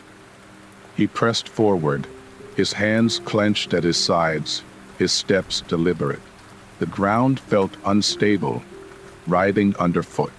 His body wanted to falter, but he forced it through the mist, deeper into the veil. He could sense movement around him, figures in the shadows, shapes in the fog watching him, but he refused to look at them, focusing instead on his steps and the slow, steady rhythm of his breathing. The whispers grew louder. They came from all directions, a symphony of faint voices, incomprehensible, broken. His thoughts twisted as they pulled at him, tugging him, attempting to sink him into their rhythm. He could almost hear words, pieces of sentences. It waits. Fear brings you here. You belong to the veil now. But he refused to listen. He closed his eyes, pushing them out of his mind. The fog was growing thicker. It swirled around him, dark and cold, almost alive. His heart pounded harder, but his steps stayed firm. The veil was alive, but so was he. His memories surfaced again, unbidden. He remembered his grandfather, the old cabin in the woods, the crackling fire, the ancient symbols etched into the stone by the hearth. His grandfather had always spoken in riddles, but every word had a meaning. Every word had been a warning. His grandfather had feared this place, feared the veil. Fear had always lurked in his warnings, but now fear felt different. Now fear felt like purpose. He drew in a deep breath, pulling the air into his lungs, steadying himself. His hands trembled as he forced himself forward. His grandfather's warnings came back to him. The veil feeds on weakness, on doubt, on fear. But fear is also the key to understanding it. Face your fear, Alex, and the veil will lose its hold on you. He gritted his teeth, willing himself not to falter. His steps grew more deliberate, his breaths deeper. His fingers clenched tighter into fists as he continued through the mist. Every step a reminder that he could survive this, that he could win. The figures in the shadows moved closer. He could hear their breathing now, faint but unmistakable. His heart threatened to stop, but he forced himself to focus. His vision was blurred, but he forced himself to look, to confront the shadows. And then it came, a sound sharper this time, a whisper. "You cannot run." He froze, his body rigid, his heart caught in his throat. His hand clenched harder at his side. He tried to resist, but the whisper was there again, louder this time. "You cannot run. You must see." And before he could resist, his vision shifted. He saw it. The veil opened slightly, or perhaps it forced itself upon him. His mind was flooded with visions, memories, or illusions, images of shadowy figures, figures that resembled people but were twisted, broken, as if made from smoke and shadow. They had features, but they moved in unnatural ways, their limbs jerking and twisting. He saw faces, his own face, his grandfather's face, 1,000 memories. The veil was showing him something, the truth. It felt as though his mind was being pulled into these images, like he was losing himself to them. He could see the shadows, the figures, memories of being alone, memories of loss, moments when he doubted himself. Fear rose within him again, but this time he refused to let it win. His breaths came quicker, but he pressed through it, focusing, examining these images. What was this? The veil had unlocked a memory, a truth. They show you the path. The whispers continued, growing louder, echoing in his skull.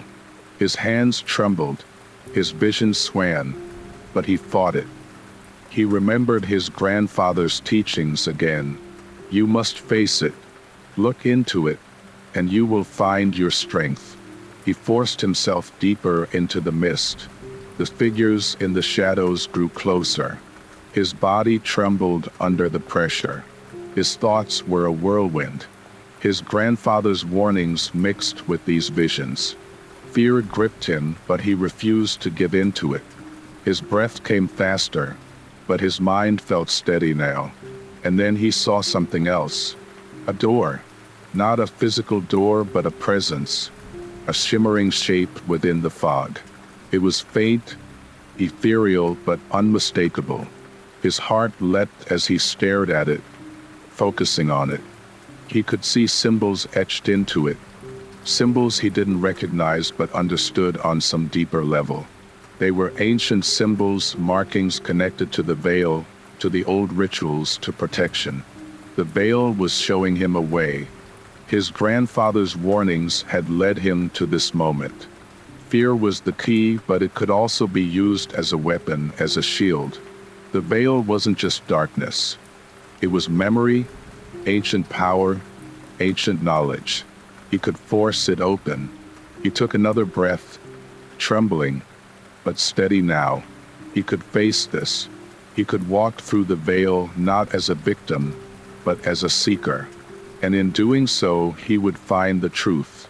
The symbols shimmered in his mind as he took his next step, his breath steadying, his focus clear. He felt the pressure, the whispers, the presence of the veil all around him. His hand reached out toward the fog, and then he pushed through. The veil responded. The air shifted, the sound twisted, and his vision warped. His body felt weightless as he passed through, his breath held tight. His heart pounded, but he held his resolve. And then he was on the other side. The veil was no longer just whispers and pressure. It was memory. It was truth. Alex could feel it pulling at him, but he stayed strong, resolute. His journey was far from over, but now at least he could see its secrets. And now the question became clear. Could he return? Could he find the truth and escape? The veil would not make it easy. The other side of the veil felt colder. Alex took his first real breath on this side, and it felt sharp and icy, unlike the damp, heavy air he had known before. His body trembled as he steadied himself, his eyes adjusting to the swirling fog that surrounded him. His hands were cold, trembling as he clenched them tightly against his chest. His breaths came quicker, but now there was no hesitation. There was only resolve. He was no longer in the fog from before. This place was different. Here, the air felt thinner, and the whispers were sharper, clearer. He could hear them like threads unraveling inside his mind, low murmurs, fragments of syllables that carried weight. His body felt heavier than before, his muscles aching from each step. The veil pulsed beneath his feet, a rhythmic, almost imperceptible thrum that set his bones vibrating. The shadows that swam in his periphery were not just forms anymore. They were figures, shapes, distorted memories, and they lingered, waiting for him. He tried to steady his breathing, but it came in sharp, erratic gasps. His hands clenched tighter against his chest. The veil was alive here, alive in ways he hadn't fully understood before. His vision swam, shifting with every step, as though reality itself was being rewritten with each movement. Shapes moved beneath the mist, figures and patterns, and Alex felt his resolve being tested. He could feel them watching. He forced himself to focus on the symbols that had appeared before, the ancient ones, glowing faintly in his mind. Symbols his grandfather had mentioned. They weren't random, nor were they meaningless. They had been warnings, ancient protection, ancient keys to unlocking this veil. He could hear a sound again, a voice, not in words but in sensations. Look closer. His heart ached. His chest felt tight as though the veil had its claws in his bones. He took another step, forcing himself forward through the mist, his breath sharp. He could feel shadows moving, circling. He couldn't see them, but they felt real. He could feel fear again, not as weakness this time, but as clarity. His grandfather's voice surfaced again. Fear shows the path. Fear teaches, but it cannot control you. The whispers came louder now, and he could hear them pressing into his thoughts. You are a part of this, Alex.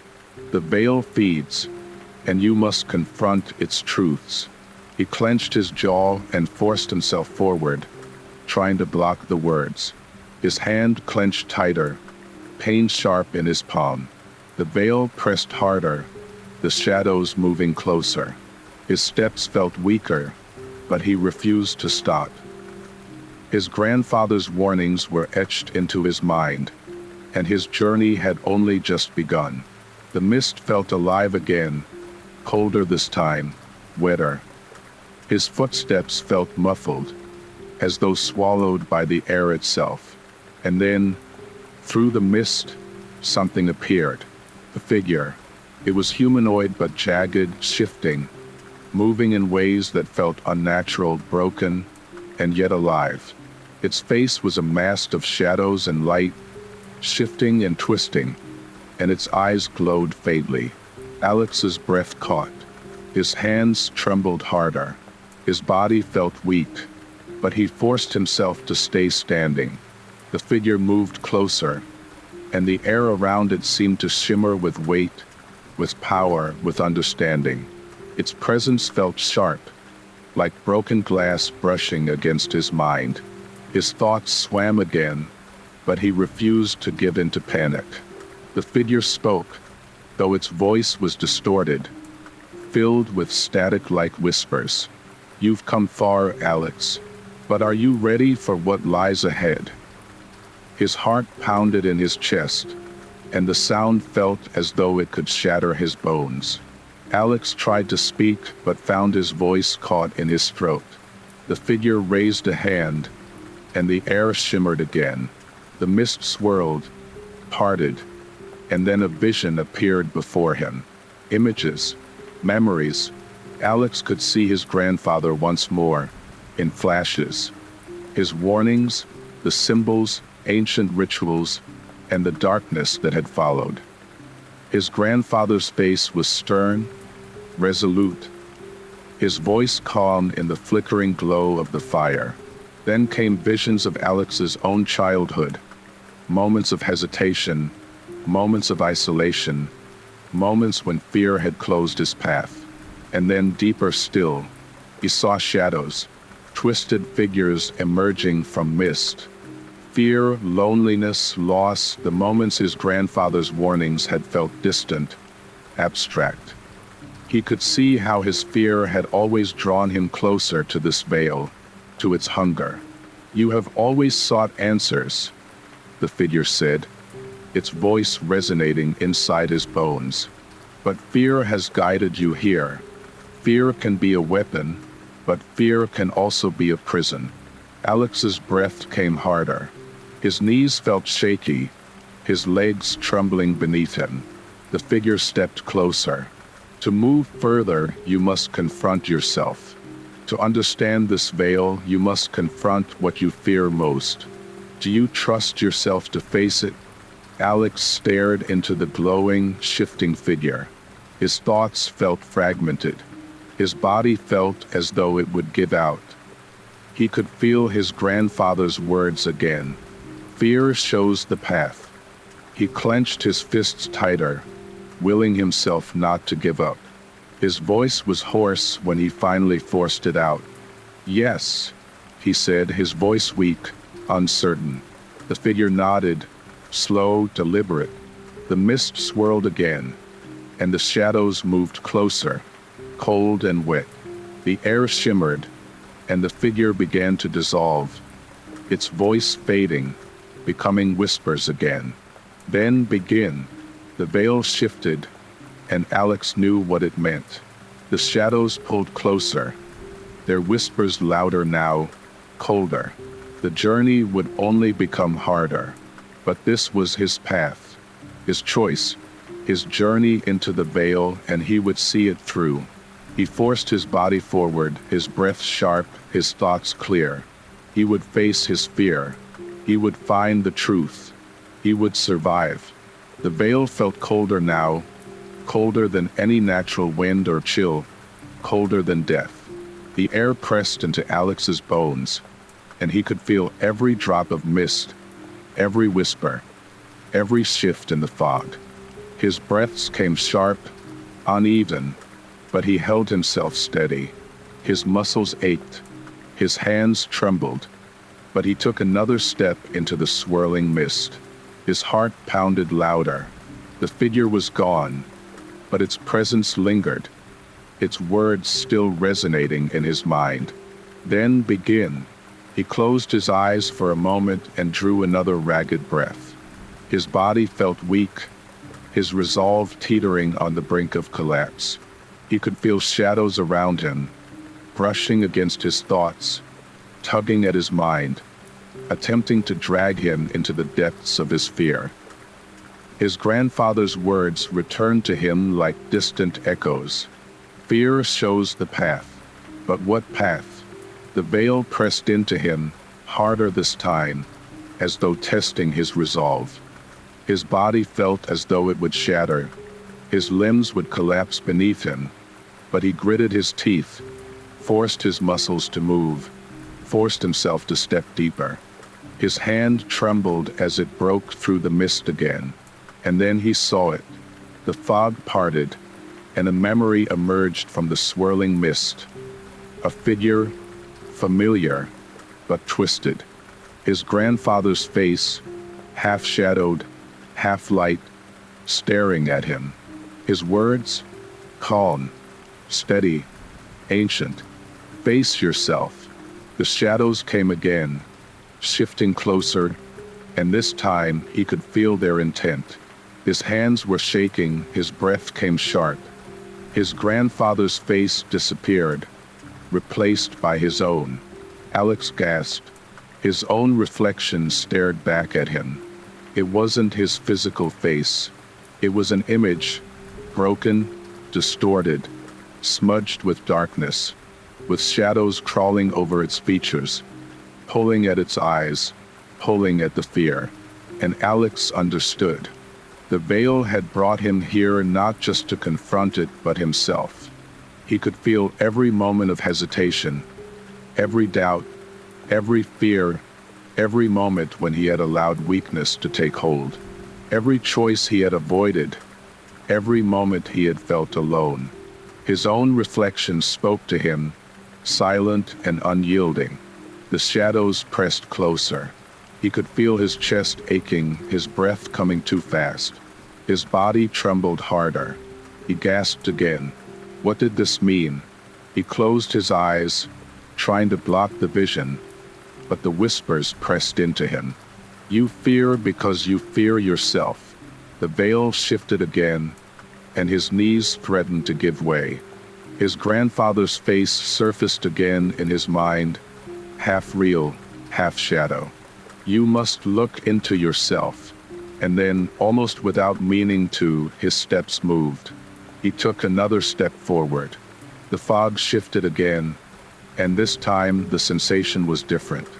His skin prickled, his hands trembled, but this time, he forced his mind into the center of his own fear. He focused, pushing deeper into himself, his heart pounding. Memories came again. The first time he was afraid as a child. The first time he doubted himself. The first time he felt completely alone. These memories, buried deep, swam up from the shadows. His own pain, his own failures, his own feelings of isolation. All of it coiled around him, pulling at him, making him shiver, making his breath hitch. He could feel the veil responding. The whispers grew louder, but this time he stood firm. He allowed himself to feel the weight of every moment, to allow the fear to press against him, not fight it, but listen to it. His grandfather had been right. Fear wasn't just something to be conquered. Fear had a voice. Fear was the key to understanding the veil. Face it, Alex. He took another breath, steadier this time. He looked into himself, and what he saw was both horrifying and liberating. He saw his own reflection again, twisted, shadowed, uncertain. But as he focused, he began to peel the shadows away, layer by layer, doubt by doubt. His father's absence, his grandfather's warnings, his own failures, his loneliness. It all came into focus. Fear was not a monster to be feared, but a reflection of his own uncertainty. His body shivered harder, but his breath was steady now. He could do this. He could confront himself. The veil pulsed again, pressing into his mind, but this time he didn't falter. His steps grew steadier. His hands clenched tighter. His body fought the urge to give way to terror. He saw the shadows pulling, but he forced himself through them, past them, focusing only on the truth. Fear was not his enemy.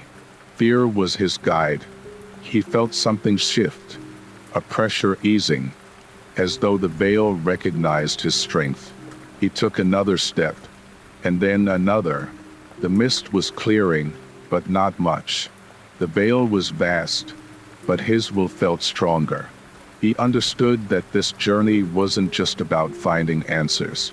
It was about learning to trust himself, to embrace his fear, to use it as a key instead of being enslaved by it. The veil pressed on, but he felt different. He was stronger now. He could hear the whispers, but they were faint, distant. And then again that same voice came. "You have begun the journey, Alex, but this is only the first test." The words resonated through his body, pulling at his consciousness. The veil would not make this easy, but that was all right. He could handle this. He could confront what came next.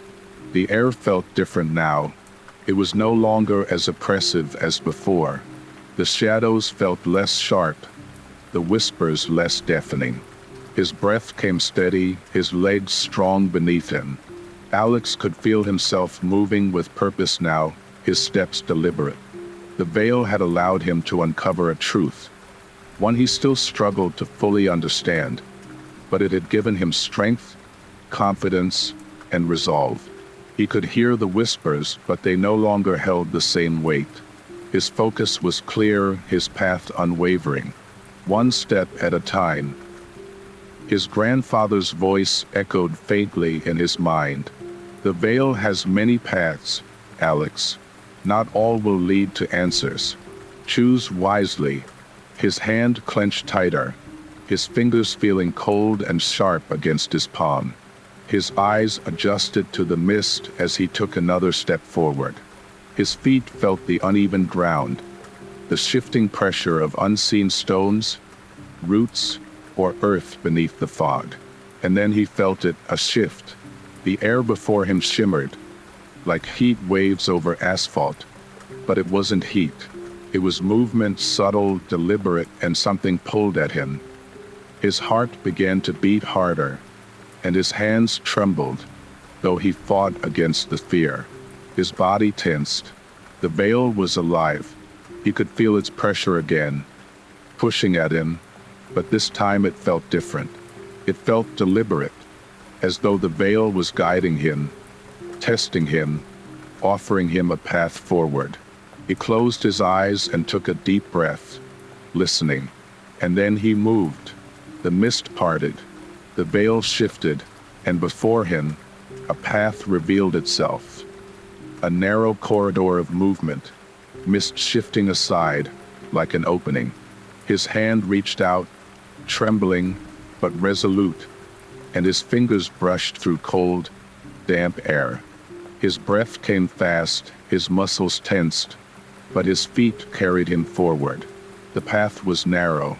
His heart pounded harder. Was this the way? His mind swam with uncertainty, but his body didn't stop. His legs carried him through the misty corridor. His hands gripped his jacket, his breath quickening, but his steps stayed steady. He could feel the pressure change. The whispers were louder now, stronger, more rhythmic. He could feel them trying to pull him, trying to remind him of fear, trying to make him doubt himself. His body trembled under their weight, but he gritted his teeth and pressed forward. Fear leads to strength. The words came again, sharp, cutting through him like lightning. His steps grew steadier. The path felt longer than it should have. The mist pressed in around him, the air cold, but he refused to slow. He could feel his grandfather's voice, distant yet clear. The veil will test your resolve. Trust your instincts. He held on to that. His eyes adjusted to the faint shimmer of the fog around him, the twisting shapes, the shadows that moved just beyond his reach. His hands clenched tighter, and he could feel the symbols etched into his mind. He remembered the words, the visions, and tried to focus. One step at a time, he felt the path change beneath his feet. More solid now. His hand reached out, fingers trembling again. But this time there was resistance. A wall? A barrier? His breath came sharper, and he could feel his bones vibrating again. But he focused. His fingers pressed against the veil. It was colder. The sensation was sharp, icy, and his body winced. But he forced himself to push through. His breath came faster, his heart pounding, his body trembling. But he knew he had to stay the course.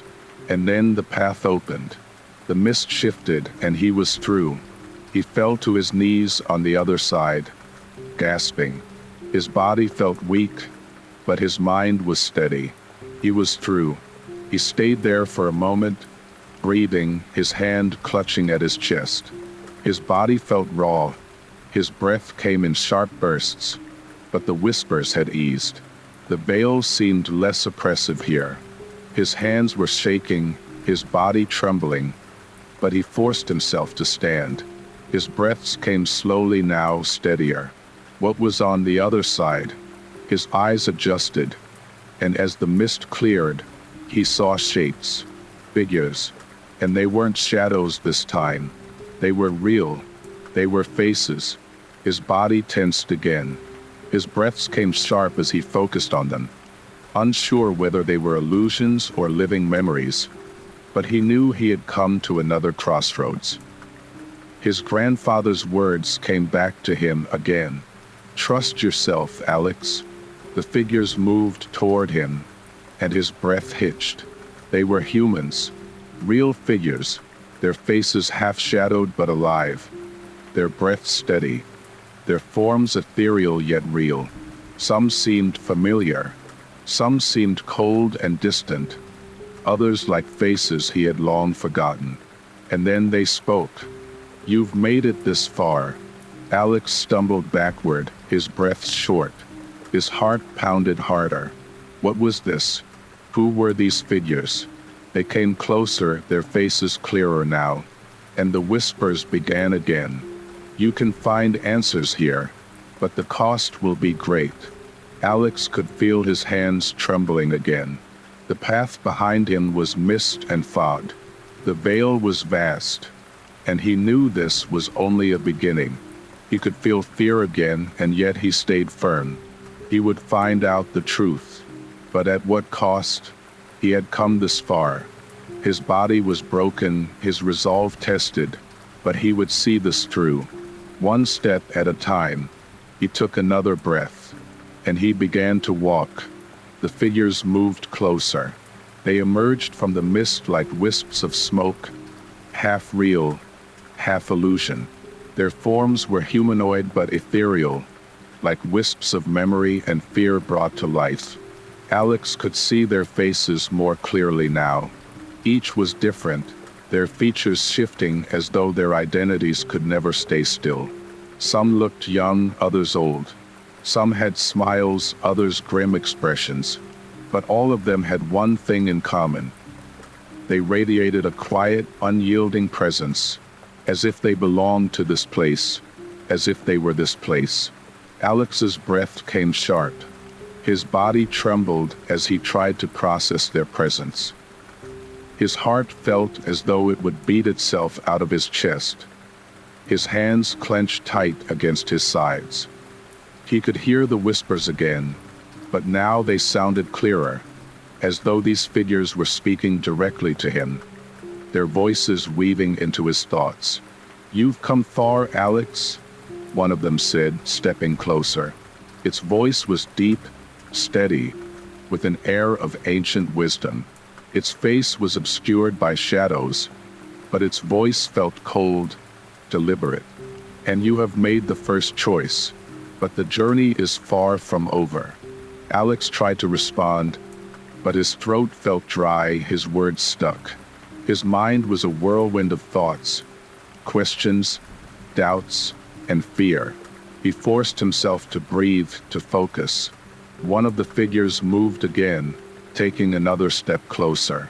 Its voice followed, low and measured. "Fear can blind you, Alex, but fear can also lead you to understanding. You have already begun to see this, but do you truly trust yourself to see more?" Alex hesitated. The figures surrounded him now, circling slowly, their presence pressing into his mind. He could feel their intent, though it was difficult to define. Were they friends? Guides? Or something far more insidious? His breath came harder, his hands trembling, but he held himself together. He tried to find his voice again. "Yes," he managed, his voice hoarse, uncertain. The figure with the deep voice nodded, and the others seemed to fall into an uneasy sort of harmony. They moved with unnatural precision, their eyes flickering like faint lights in the fog. "Very well," the first spoke again. "You wish to understand, and we will show you, but knowledge comes at a cost. Every truth has its weight, and every truth has its price." The whispers came louder again as they surrounded him, their forms close. He could feel them in his bones now, their presence alive, sharp, ancient, powerful. "Are you prepared to pay that cost, Alex?" His breath hitched. He could feel himself wavering. His body felt broken, his mind strained, but something kept him standing. His grandfather's words came to him again, distant but steady. "Fear is the path. Trust yourself." He clenched his hands tighter, his chest heaving. "Yes," he said again, more firm this time. His voice, though weak, carried a thread of certainty. The figures paused for a moment, as if assessing his resolve. Their eyes, glowing faintly, shifted as they considered his words. One by one, they began to speak again. "The veil is not just mist or shadow. It is memory, fear, time, and power. It holds the pieces of your mind, your ancestors' regrets, and the darkness that binds your past." Another spoke, its voice layered with echoes, but it also holds truth. "The veil is ancient, and it will show you what you are meant to see if you are brave enough." The air felt colder as they spoke, the mist swirling harder now, the shadows pulling tighter. Alex could feel his body trembling, his hands shaking, but he forced himself to listen. These figures, whatever they were, held secrets. They carried weight, ancient truths, and they were offering him a chance to see. But at what cost? His mind swam with uncertainty. What would they show him? What were they really offering? And yet, his grandfather's voice pressed into his thoughts again. "Trust yourself." He took a deep breath, steeling himself, his voice steadying. "Yes," he said, louder this time, his hand clenched at his chest, steady and resolute. "I am ready." The figures paused again, and the air between them seemed to shimmer with an almost imperceptible glow. The fog swirled louder, colder. The veil pressed into him. The first figure stepped closer. "Very well," it said, and the words sent a shiver through his spine. "Prepare yourself, Alex. Truth is not always what we expect. Truth can be sharp and it can cut deep, but it will guide you." Before he could respond, the mist shifted again. The veil began to shimmer, opening like a doorway before him. The figures stepped back, their forms shifting in the fog. The mist opened like a path, a long tunnel leading deeper into shadow. The air felt colder on the other side, sharp and wet. Alex could feel its pull, an almost imperceptible tug in his chest, a whisper of promise and fear. The first figure gestured toward the path. "Walk," it said. He hesitated for a moment, uncertain, his body trembling. His breath came shallow, but then, taking a final deep breath, he forced himself to move. One step, the mist closed behind him.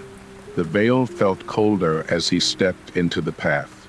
The whispers became a low hum, the air colder, the shadows closer. But his heart was steady.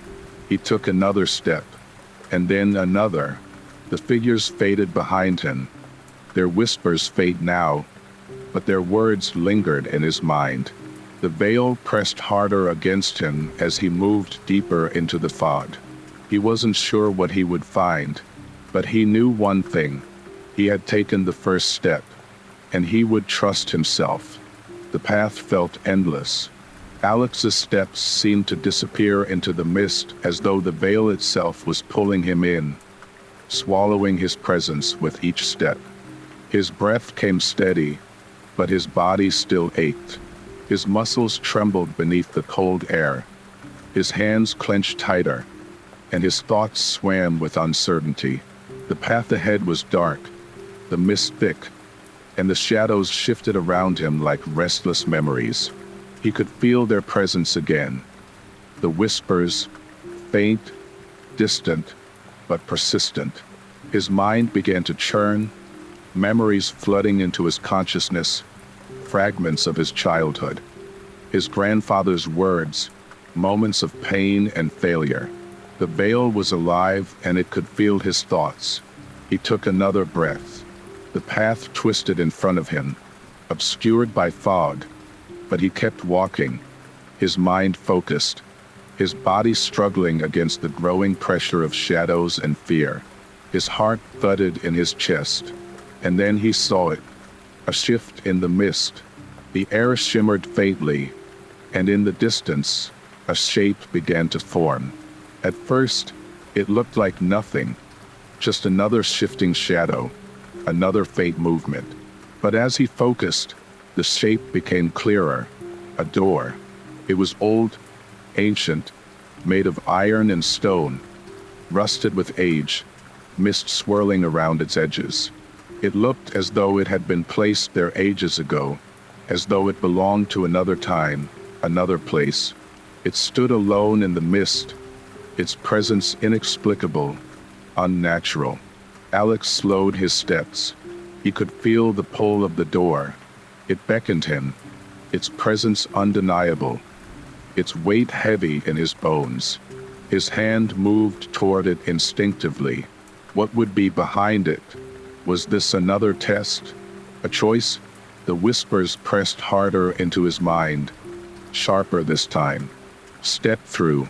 The voice wasn't kind. It wasn't gentle. It came with the force of shadow, cold, sharp, and insistent. He hesitated. His hand hovered over the door handle. He could feel the cold iron beneath his palm. His body shivered.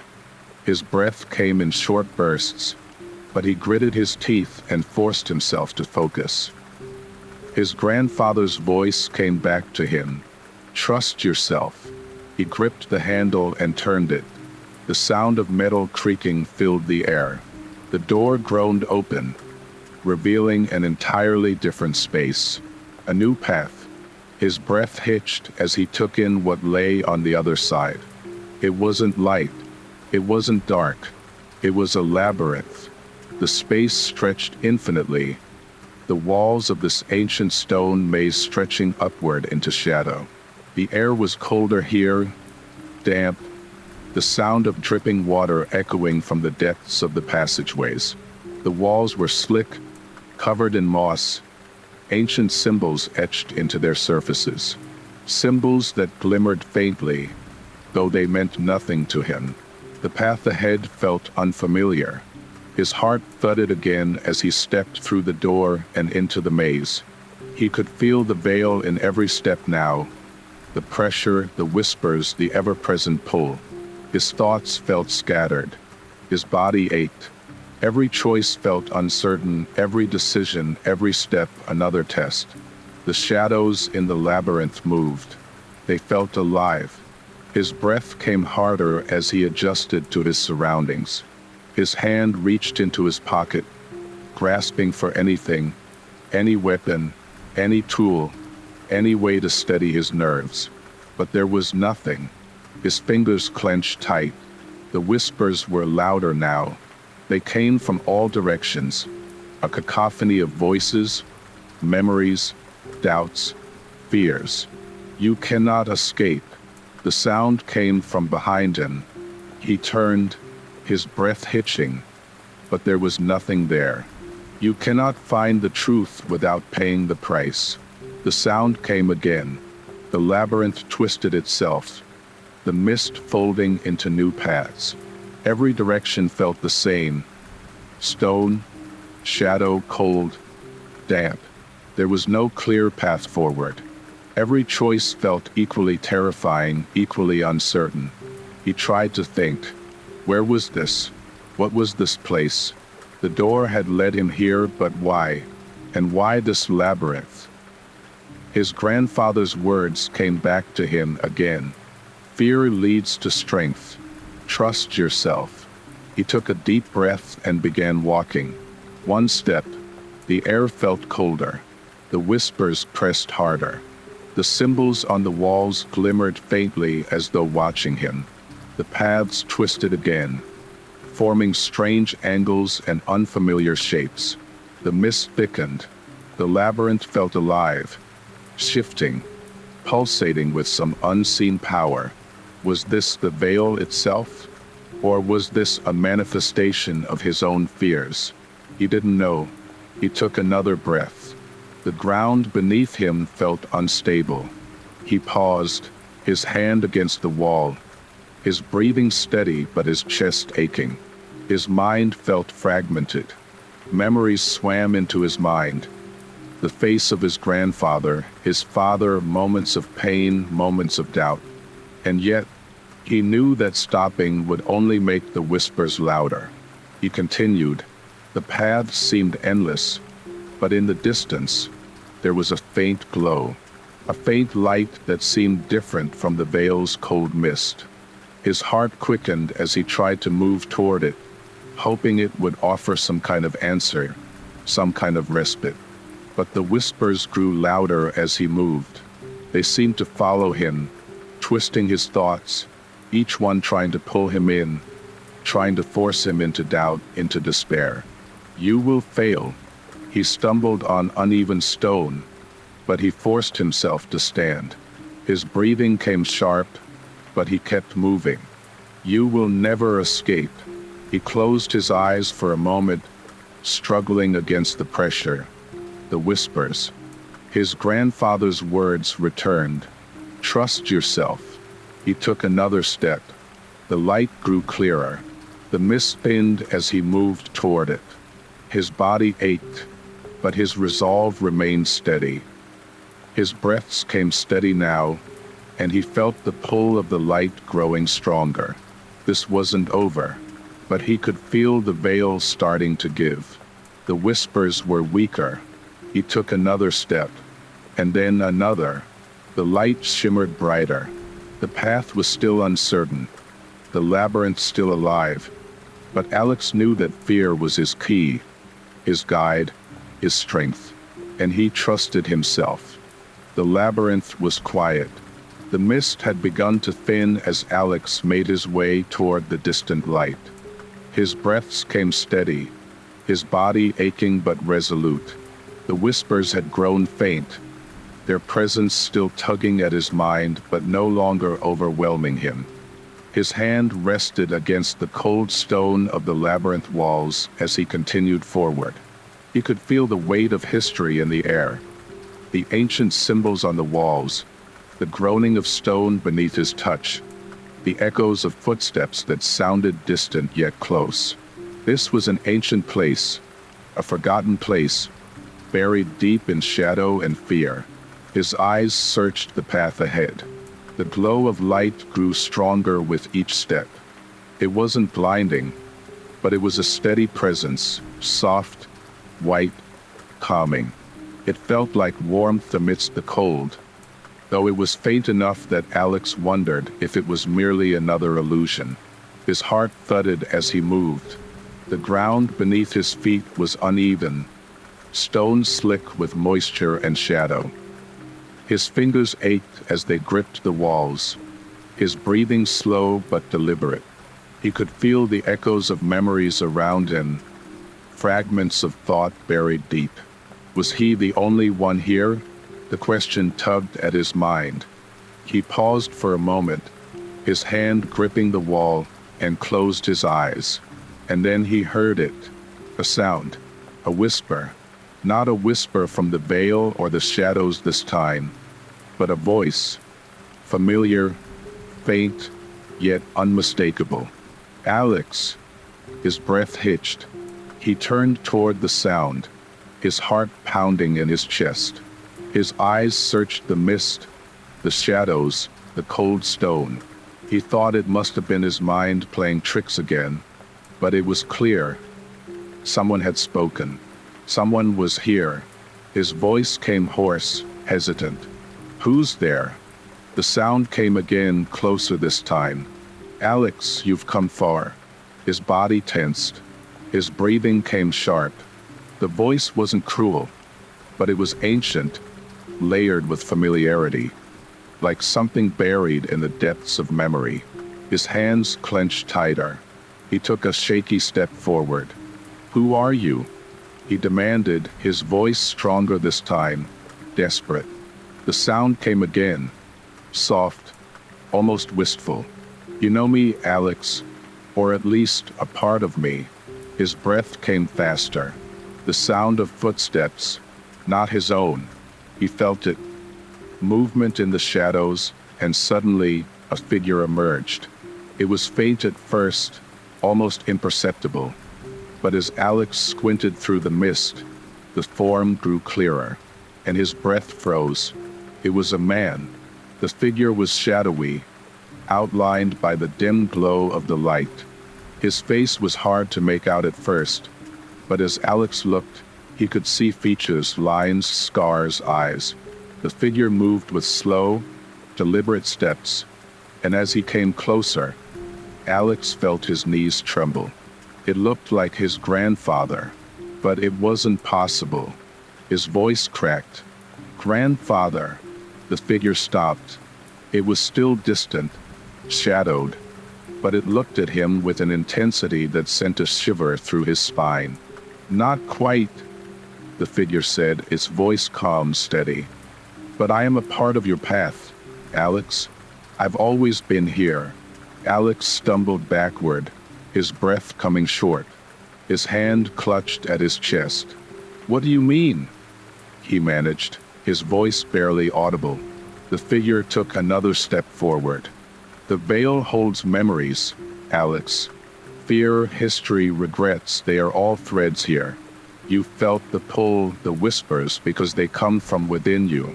This labyrinth is built from your own mind, your own doubts. Alex's knees felt weak.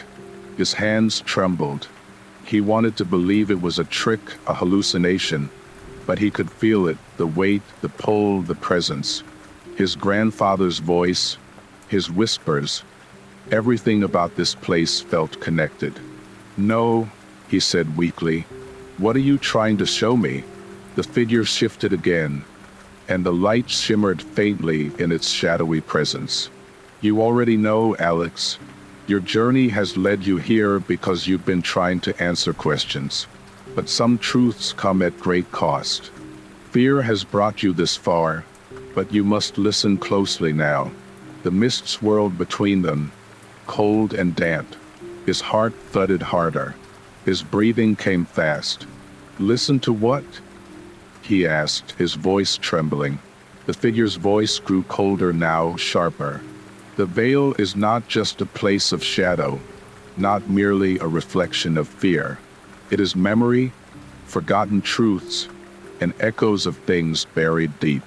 What you fear the most may not only be a reflection of your own mind, but the key to understanding why you are here. His hand clenched tighter against the wall. The air felt colder again. But you must trust yourself, Alex. Fear is both a barrier and a guide. His mind swam with the words, his grandfather's voice, the whispers, the veil itself. It all felt so real, yet so distant, layered with mystery. Why me? Alex asked, his voice shaking. The figure stepped closer, its presence strong, shadowy, and steady. Because you chose this path. You chose to confront your fears. You chose to trust yourself. The words lingered in the air, and for a moment, the labyrinth felt quiet again. Alex closed his eyes. He took a deep breath. His mind was sharp now. He had come this far. The veil wasn't simply a test. It was a mirror. It reflected his own fears, memories, regrets, and history. And maybe, just maybe, understanding the veil would lead him to understanding himself. He opened his eyes again, focusing on the faint light ahead. He took another step forward, and the journey continued. The labyrinth felt colder. The air was damp and slick with moisture. The distant light shimmered faintly in front of him, and yet Alex couldn't shake the feeling that the walls were closing in. The mist swirled. The whispers were distant but constant, and his breath came slow and deliberate. His steps felt heavy as he trudged further into the twisting paths of stone. The figure he had seen, the shadowy, half-real echo of his grandfather, still lingered in his thoughts. It had been brief, but it had felt real. Too real. His grandfather's voice had always held weight in his life, even before his passing. His grandfather had always spoken of trust, courage, fear, and the veil as though it were a part of their family's very history. But why now? Why here? And why this labyrinth? He pressed his hand into the damp wall of the maze as he thought. His fingers came away wet, and his breath hitched as the symbols in the mist danced before him. What did it all mean? He could feel the weight of the veil, the pressure of the memories, the echoes that tugged at his thoughts. Every step felt like an invitation to dive into his own mind, to confront what he feared the most. But what would happen if he did? He shivered. He closed his eyes again and tried to block out the sound of his breath and the whispers. He focused instead on memories, pieces of his childhood, fragments of his grandfather's teachings, his father's absence, the nights spent alone, and the long walks through foggy paths with his grandfather always beside him. The veil was like this, wasn't it? A fog of memories, fear, and uncertainty. His hands trembled as he tried to piece them together. And then the memories came. The first memory came sharp and sudden. He was small, a child, perhaps 6 or 7 years old. His grandfather was holding his hand, their footsteps soft on wet stone. The air was cold, and the fog clung to the trees. His grandfather was telling a story about the veil, about how fear connected to family, to ancestors, to the history of humanity. The veil is always there, his grandfather had said. It waits until you are ready to face your own shadows. You must always listen to your heart, Alex, or the veil will twist your fears into prisons.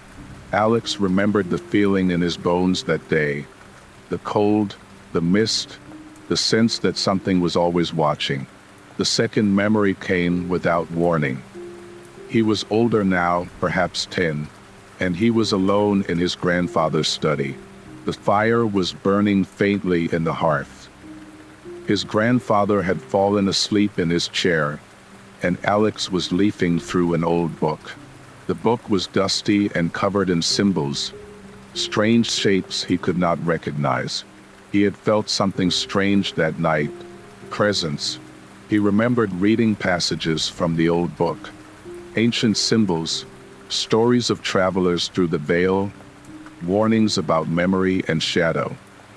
His grandfather had warned him never to go into places like this, to trust his instincts, to listen when the veil called to him. But curiosity had its hold on young Alex. And then the sound, a creak in the shadows. The presence had felt so real, so sharp, so terrifying that he had closed the book and run. His heart thudded even now as he thought of that moment. And then the third memory came unbidden. The day his grandfather had passed. The cold, sharp morning. The sound of birds outside the window. His grandfather had looked at him, his face lined, eyes full of wisdom and tiredness. He had been weak in his final days, but he had always maintained the strength of his words. You will find your way, Alex. Trust in yourself, even when the veil is dark. He remembered those words so vividly that they came back to him now, as if they were alive, as though his grandfather's voice had never truly left him. Trust in yourself. The memories came faster now, fragments of his upbringing, his fears, his moments of doubt. Every choice, every whispered decision, every path that led to uncertainty. Was this what the veil wanted? Was this labyrinth made of his fears, his memories, his own self-doubt? He opened his eyes. The mist swirled again. The whisper came louder. Look deeper. Alex hesitated. His hand clenched tighter at his side. He closed his eyes again, focused. His mind was a labyrinth now. Memories were pouring into him. Echoes of his grandfather, of his father's absence, of mistakes, of fear, of choices. It was terrifying. But what would happen if he allowed himself to listen? His breathing was shaky as he took another step into the mist. He tried to force himself to confront these memories, not just fragments, but the emotion beneath them. Fear, regret. The question lingered in his mind. What would the veil show him if he allowed it to? Would it show him his own failure, his fears, or would it show him truth? He steadied his breath. One step. He could feel it again, the pull, a deeper sensation, as though the veil itself were alive, pulling him closer. His hand touched the stone wall, cold and wet. His fingers trembled. He could feel his grandfather's presence in the shadows, his grandfather's words, his grandfather's trust. Trust yourself. He clenched his hand harder and forced himself forward. He would face this. He would listen. One step. The light shimmered brighter ahead. The mist shifted, and the veil parted. The light was brighter now. It shimmered through the mist, pulling him toward it, guiding his steps. Alex could feel the pull of it, sharp and inviting. His breathing was steady as he advanced, each step feeling heavier yet more deliberate. His hands still clung to the cold stone wall as though it were an anchor, but his resolve was stronger now. The veil felt alive, a living thing. His memories danced at its edges, half seen, half felt. Fragments of fear, regret, lessons, and the whispers of his grandfather's voice. Each step felt like another key in the puzzle, another choice in the path that had led him this far. He could almost hear his own heartbeat in the stillness. He paused for a moment, his breath coming slow, and looked at the mist again. The light had coalesced into a soft glow, pulsing like a heartbeat. Felt warm but unfamiliar. His steps felt hesitant, as though the veil itself might punish him for walking deeper into its depths. But he had come this far. He closed his eyes and took a deep breath. "Trust yourself, Alex." His grandfather's words came unbidden. He could feel them in his bones. He took another step. The mist parted, and then he saw it. It was a reflection. At first, he thought it was merely his own form, but as he looked, he understood it was more than that. The reflection before him shimmered with ethereal brilliance, pulling him into its gaze. His face stared back at him. Not just his current self, but his memories, his fears, his regrets, his shadow, his truths. His mind felt like it was being dissected under scrutiny. It was a mirror, not just a physical reflection, but a mirror into his soul. He stared into the misty glass-like structure as the veil shifted before him. His breath came faster as he saw himself in ways he didn't recognize. Somewhere deep in this reflection, he saw a version of himself, fearful, broken, unsure.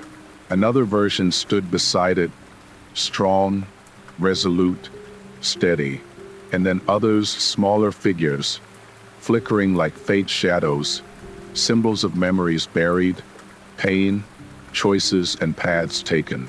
The mirror felt alive. "This is the truth," a voice whispered. It wasn't a cruel voice, nor was it threatening. It felt ancient, calm, steady. It resonated with his own thoughts. "You have hidden from these truths for too long. This is what you must see." Alex took a shaky breath. His mind swam. He could feel every ounce of doubt, every choice he'd avoided, every fear, every moment where he had let his hesitation guide his path. His reflection moved. He could see himself looking back at him, staring out at his own gaze. What was this? The veil had always felt intangible, shadowy, but now it was a mirror into his very self. The voice came again.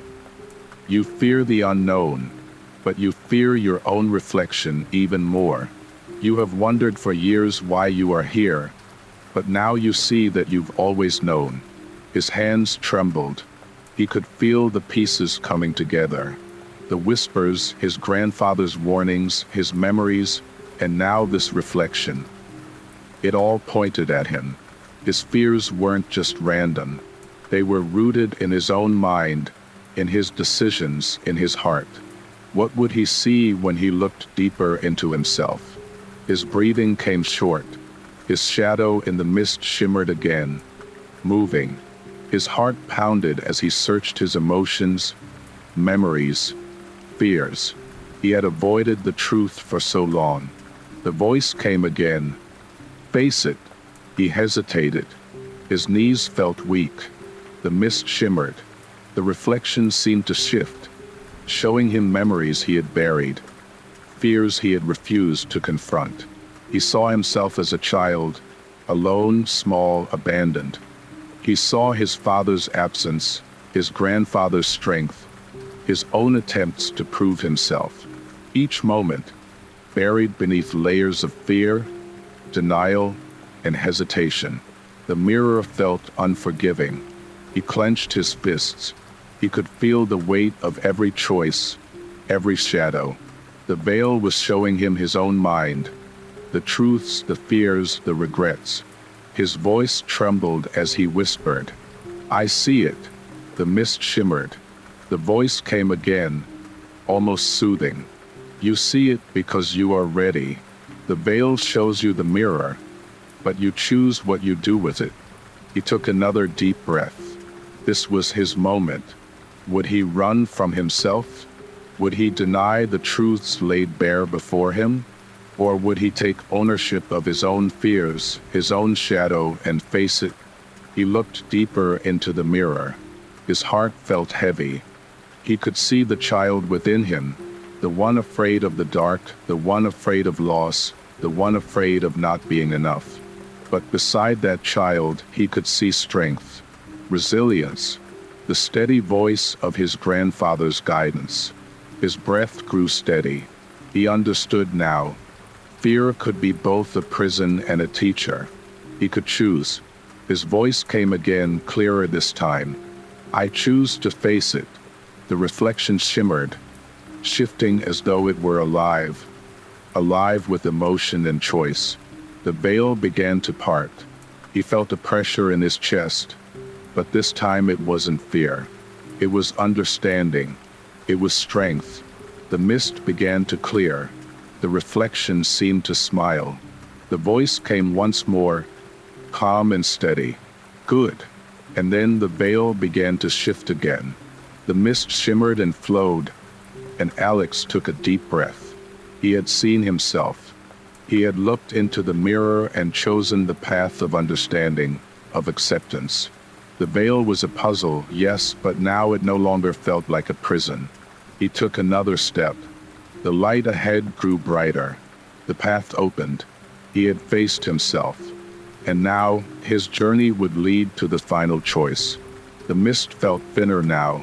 The air was cold, sharper, and his breath came easier as the veil's weight began to lift. The light shimmered ahead, growing stronger, and Alex could feel that the veil was testing him no longer. His choice had been made. He had confronted his shadow, his fears, his reflections, and had found clarity. Now the path felt different, not easier but more certain. He took another step forward, and the veil shifted again. His hand clenched as he felt the stone wall on his side. The air was no longer oppressive but alive with the promise of understanding. His grandfather's words lingered in his mind. Trust yourself, Alex. He closed his eyes for a moment, allowing the stillness to wash over him. When he opened them again, the path had changed. The mist was lighter, golden now, and the stone beneath his feet felt warm. It was no longer cold and damp. It felt alive, like the earth was responding to his choices, to his journey. The whispers were gone. The silence felt profound. Ahead of him stood a path, a tunnel narrow but inviting. The golden light came from this direction, a steady glow that seemed to beckon him further. His body felt light, his mind calm, but there was still that lingering question. What would he find at the end of this path? But now fear no longer gripped him. His choice had given him clarity. He would trust himself. He had confronted his reflection, faced his own shadow, and now he was ready for whatever lay ahead. The path led him through narrow stone corridors, twisting like veins through the very essence of the veil. His steps were steady, the air cool but no longer intimidating. His thoughts were steady, his breathing deliberate. Each step brought him closer to the golden glow. It felt familiar, as though he had always known this path, though it had remained obscured until now. He could hear his heartbeat in the silence, a comforting rhythm. And then he saw it. The doorway. It was simple in design, a stone archway covered with ancient symbols. The light radiated from within, golden, shimmering, alive. His heart leapt at the sight, and for the first time in his journey, he felt no hesitation. He stood before it, his hand reaching for the stone. And then it happened. The symbols on the archway glowed faintly as his hand touched them. He could feel energy, alive, warm, pulling him in. The light was no longer just light.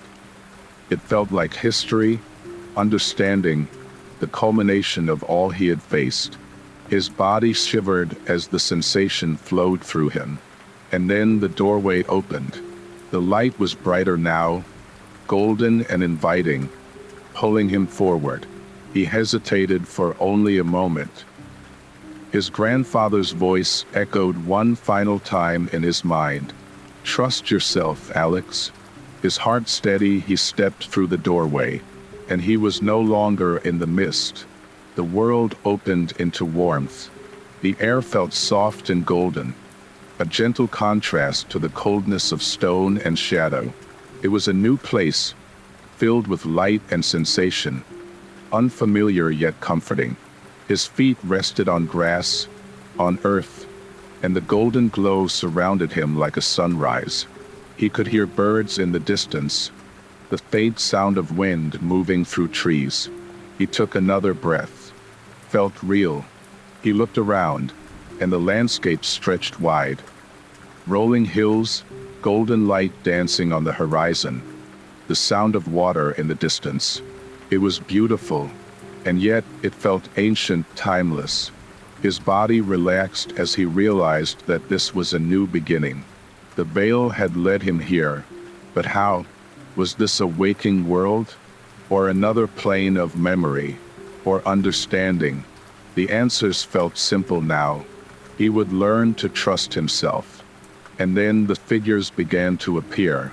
At first, shadows, figures in the golden light. Slowly, they came into focus, familiar faces, figures he recognized. His grandfather's voice came back to him. "The veil leads to truths, Alex. Some will guide you, others will teach you. Trust in the journey, trust in the lessons." He saw himself. He saw his father, his grandfather, his younger self. His reflection in the golden light felt steady, strong, confident. The veil had tested him, but now he saw himself fully, not through fear, but through clarity. The figures began to disperse, their presence gentle, comforting, and Alex understood. His journey had taken him through a series of steps: fears, memories, doubt, reflection, and choice. And now he had emerged into this light, this new beginning. The golden glow felt like peace. He looked out over the horizon. There would always be uncertainty, challenges, and choices, but now they felt possible. His grandfather's words came back to him: "Trust yourself." And he did. He could feel the journey coming to its end. The veil had opened, and he had crossed it. A door that led him to his own understanding, his own growth. A gentle breeze swept over the golden hills. He took one final breath and looked toward the horizon. His journey was complete. The golden horizon stretched out before him, soft hills rolling under a pale amber sky. The air felt calm, the wind gentle. It was beautiful here, too beautiful to be the culmination of all his struggles, yet it felt right. The veil had given him this place, a kind of refuge, a space where the questions that haunted him could dissolve. But deep within him, a quiet sensation lingered. Fear. It wasn't sharp or suffocating, not the kind of fear that had gripped him during his first steps into the veil. It was something subtler now, a whisper at the edges of his mind. It was fear not of the mist, not of death, but of understanding. Fear that perhaps this golden light could blind him, strip away the layers of doubt, but also leave him vulnerable. Fear that he could lose himself if he allowed it. He closed his eyes, took a deep breath. "You've come so far," he whispered aloud. His voice felt strange here, a small thing against the vastness of this golden expanse. But what if I lose it all? His breath came slow as he considered his own words. He had trusted himself through so many steps already. This path, this golden glow, this peace, it wasn't just the absence of struggle, felt earned. His voice trembled as he thought about what he was afraid of losing. He looked at his hands. They were steady, his fingers clenched for reassurance. Was this fear a final test? Or was it something deeper? A reminder that fear would always be a part of the journey? Fear itself was not an enemy but a teacher. But could he integrate it? Could he face it and let it pass? His grandfather's words came back to him. The heart is always the final battleground. Alex thought about those words. Fear wasn't something you could run from. It wasn't something you could silence. His journey had taken him to the depths of his mind, to the veil itself.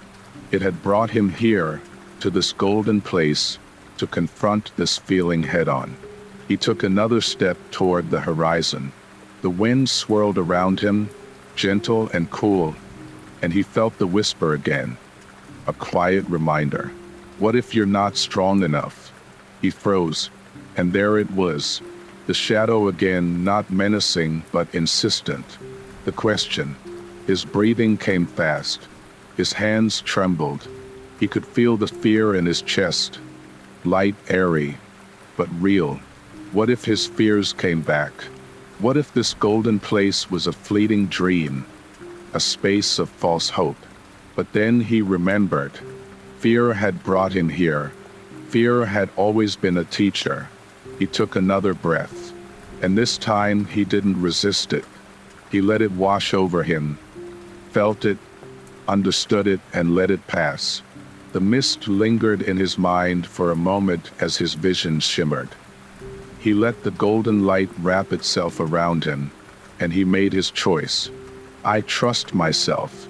The wind carried his words, and in that moment, the fear didn't fade. It transformed. It became calm, understanding, and acceptance. He felt his body relax. His heart no longer fought against itself. He understood the truth. Fear would always exist, but it could be his ally, not his prison. He could listen to it, learn from it, and trust himself. He looked toward the horizon again.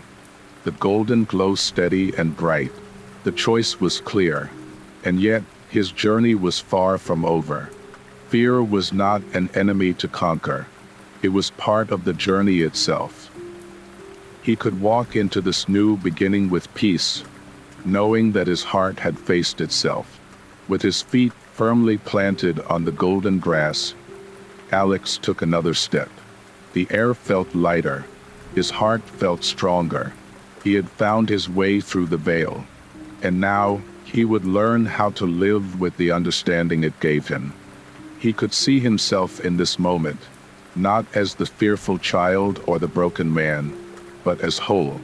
The horizon stretched out before him, golden and steady, and Alex walked toward it. Fear was no longer a chain. It was freedom. The golden light enveloped him as he walked. Every step felt deliberate yet easy. His breath was steady, his heart calm. The veil had taught him many things.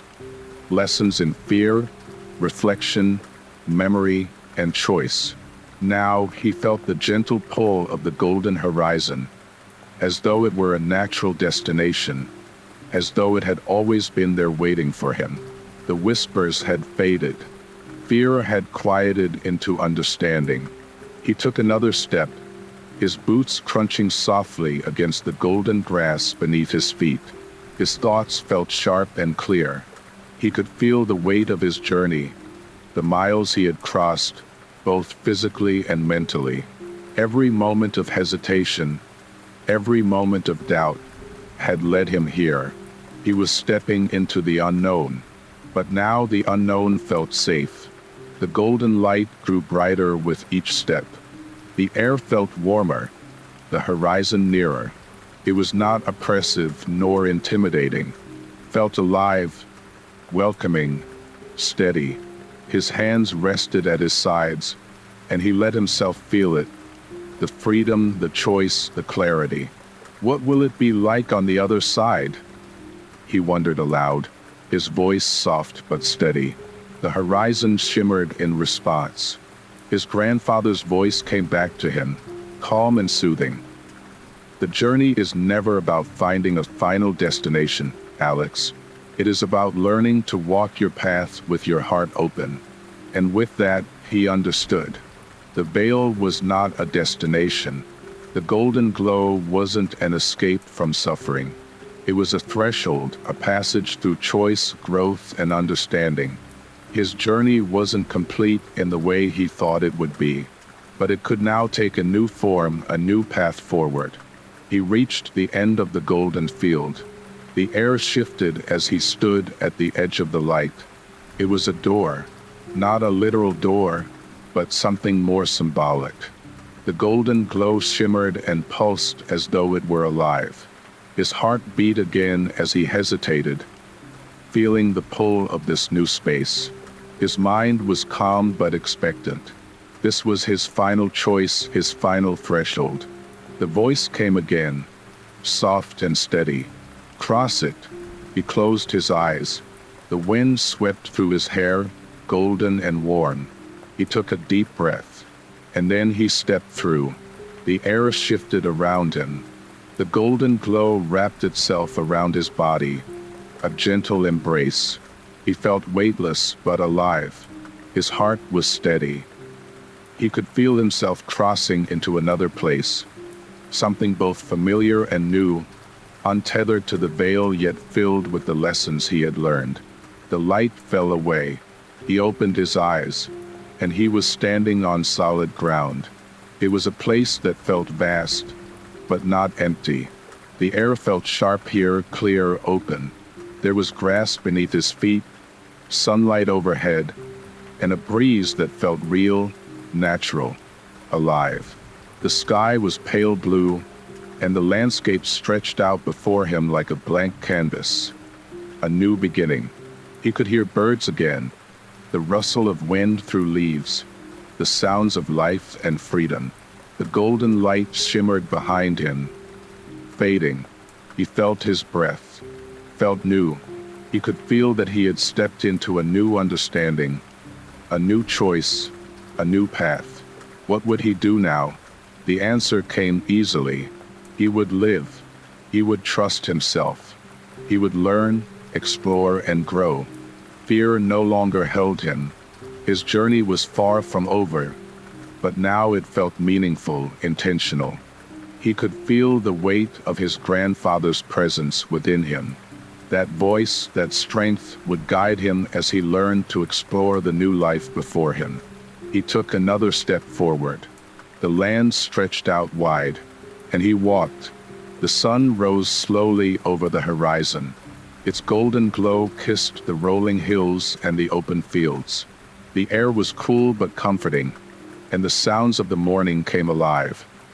Birds in the trees, the whisper of wind through tall grass, the rhythmic chirp of crickets in the distance. Everything felt alive here, as though the world had awoken just for him. Alex stood at the edge of a small hill, his hands in his pockets, the wind brushing through his hair. He took a deep breath. The journey felt complete, not because he had arrived at a singular destination, but because he had come to understand that every step, every choice, every moment of doubt had led him here. The veil had given him lessons, fears, struggles, and choices, and now it had brought him to this. A quiet, simple life, untouched by mist and shadow. He had crossed through the veil and into freedom. There were no chains here, no whispers, no testing mists, only him and the wind. He felt the light of the new morning on his face. His chest rose and fell. His grandfather's words came back to him, distant yet alive. The journey is never about finding a final destination, Alex. It is about learning to walk your path with your heart open. Alex smiled softly. His heart felt steady. The veil was not a prison. It was a path, and paths led forward. He could hear his grandfather's laughter in his mind, soft, warm, inviting, timeless. And then he took another step. The grass felt soft under his feet. The wind felt real. And as he moved toward the light, he could feel a kind of peace that came from knowing that choice, understanding, and trust were his companions. Fear would always linger in the shadows, but that was okay. Fear didn't own him anymore. He belonged to himself. The journey would continue. Life would present him with obstacles, fears, and moments of doubt. But this time, he would face them with clarity and trust. He would choose himself. The sun climbed higher into the sky. The hills were vibrant with green and gold. Alex felt a smile spread across his face as he began walking down the gentle incline. His journey had brought him here, and the world felt bright. The veil had closed behind him, but this new path felt endless, felt alive, and so did he. Alex's journey through the veil, his fears, reflections, and choices have led him to this new dawn. It is not the end, but the beginning of a new way of living, one grounded in understanding, trust, and choice.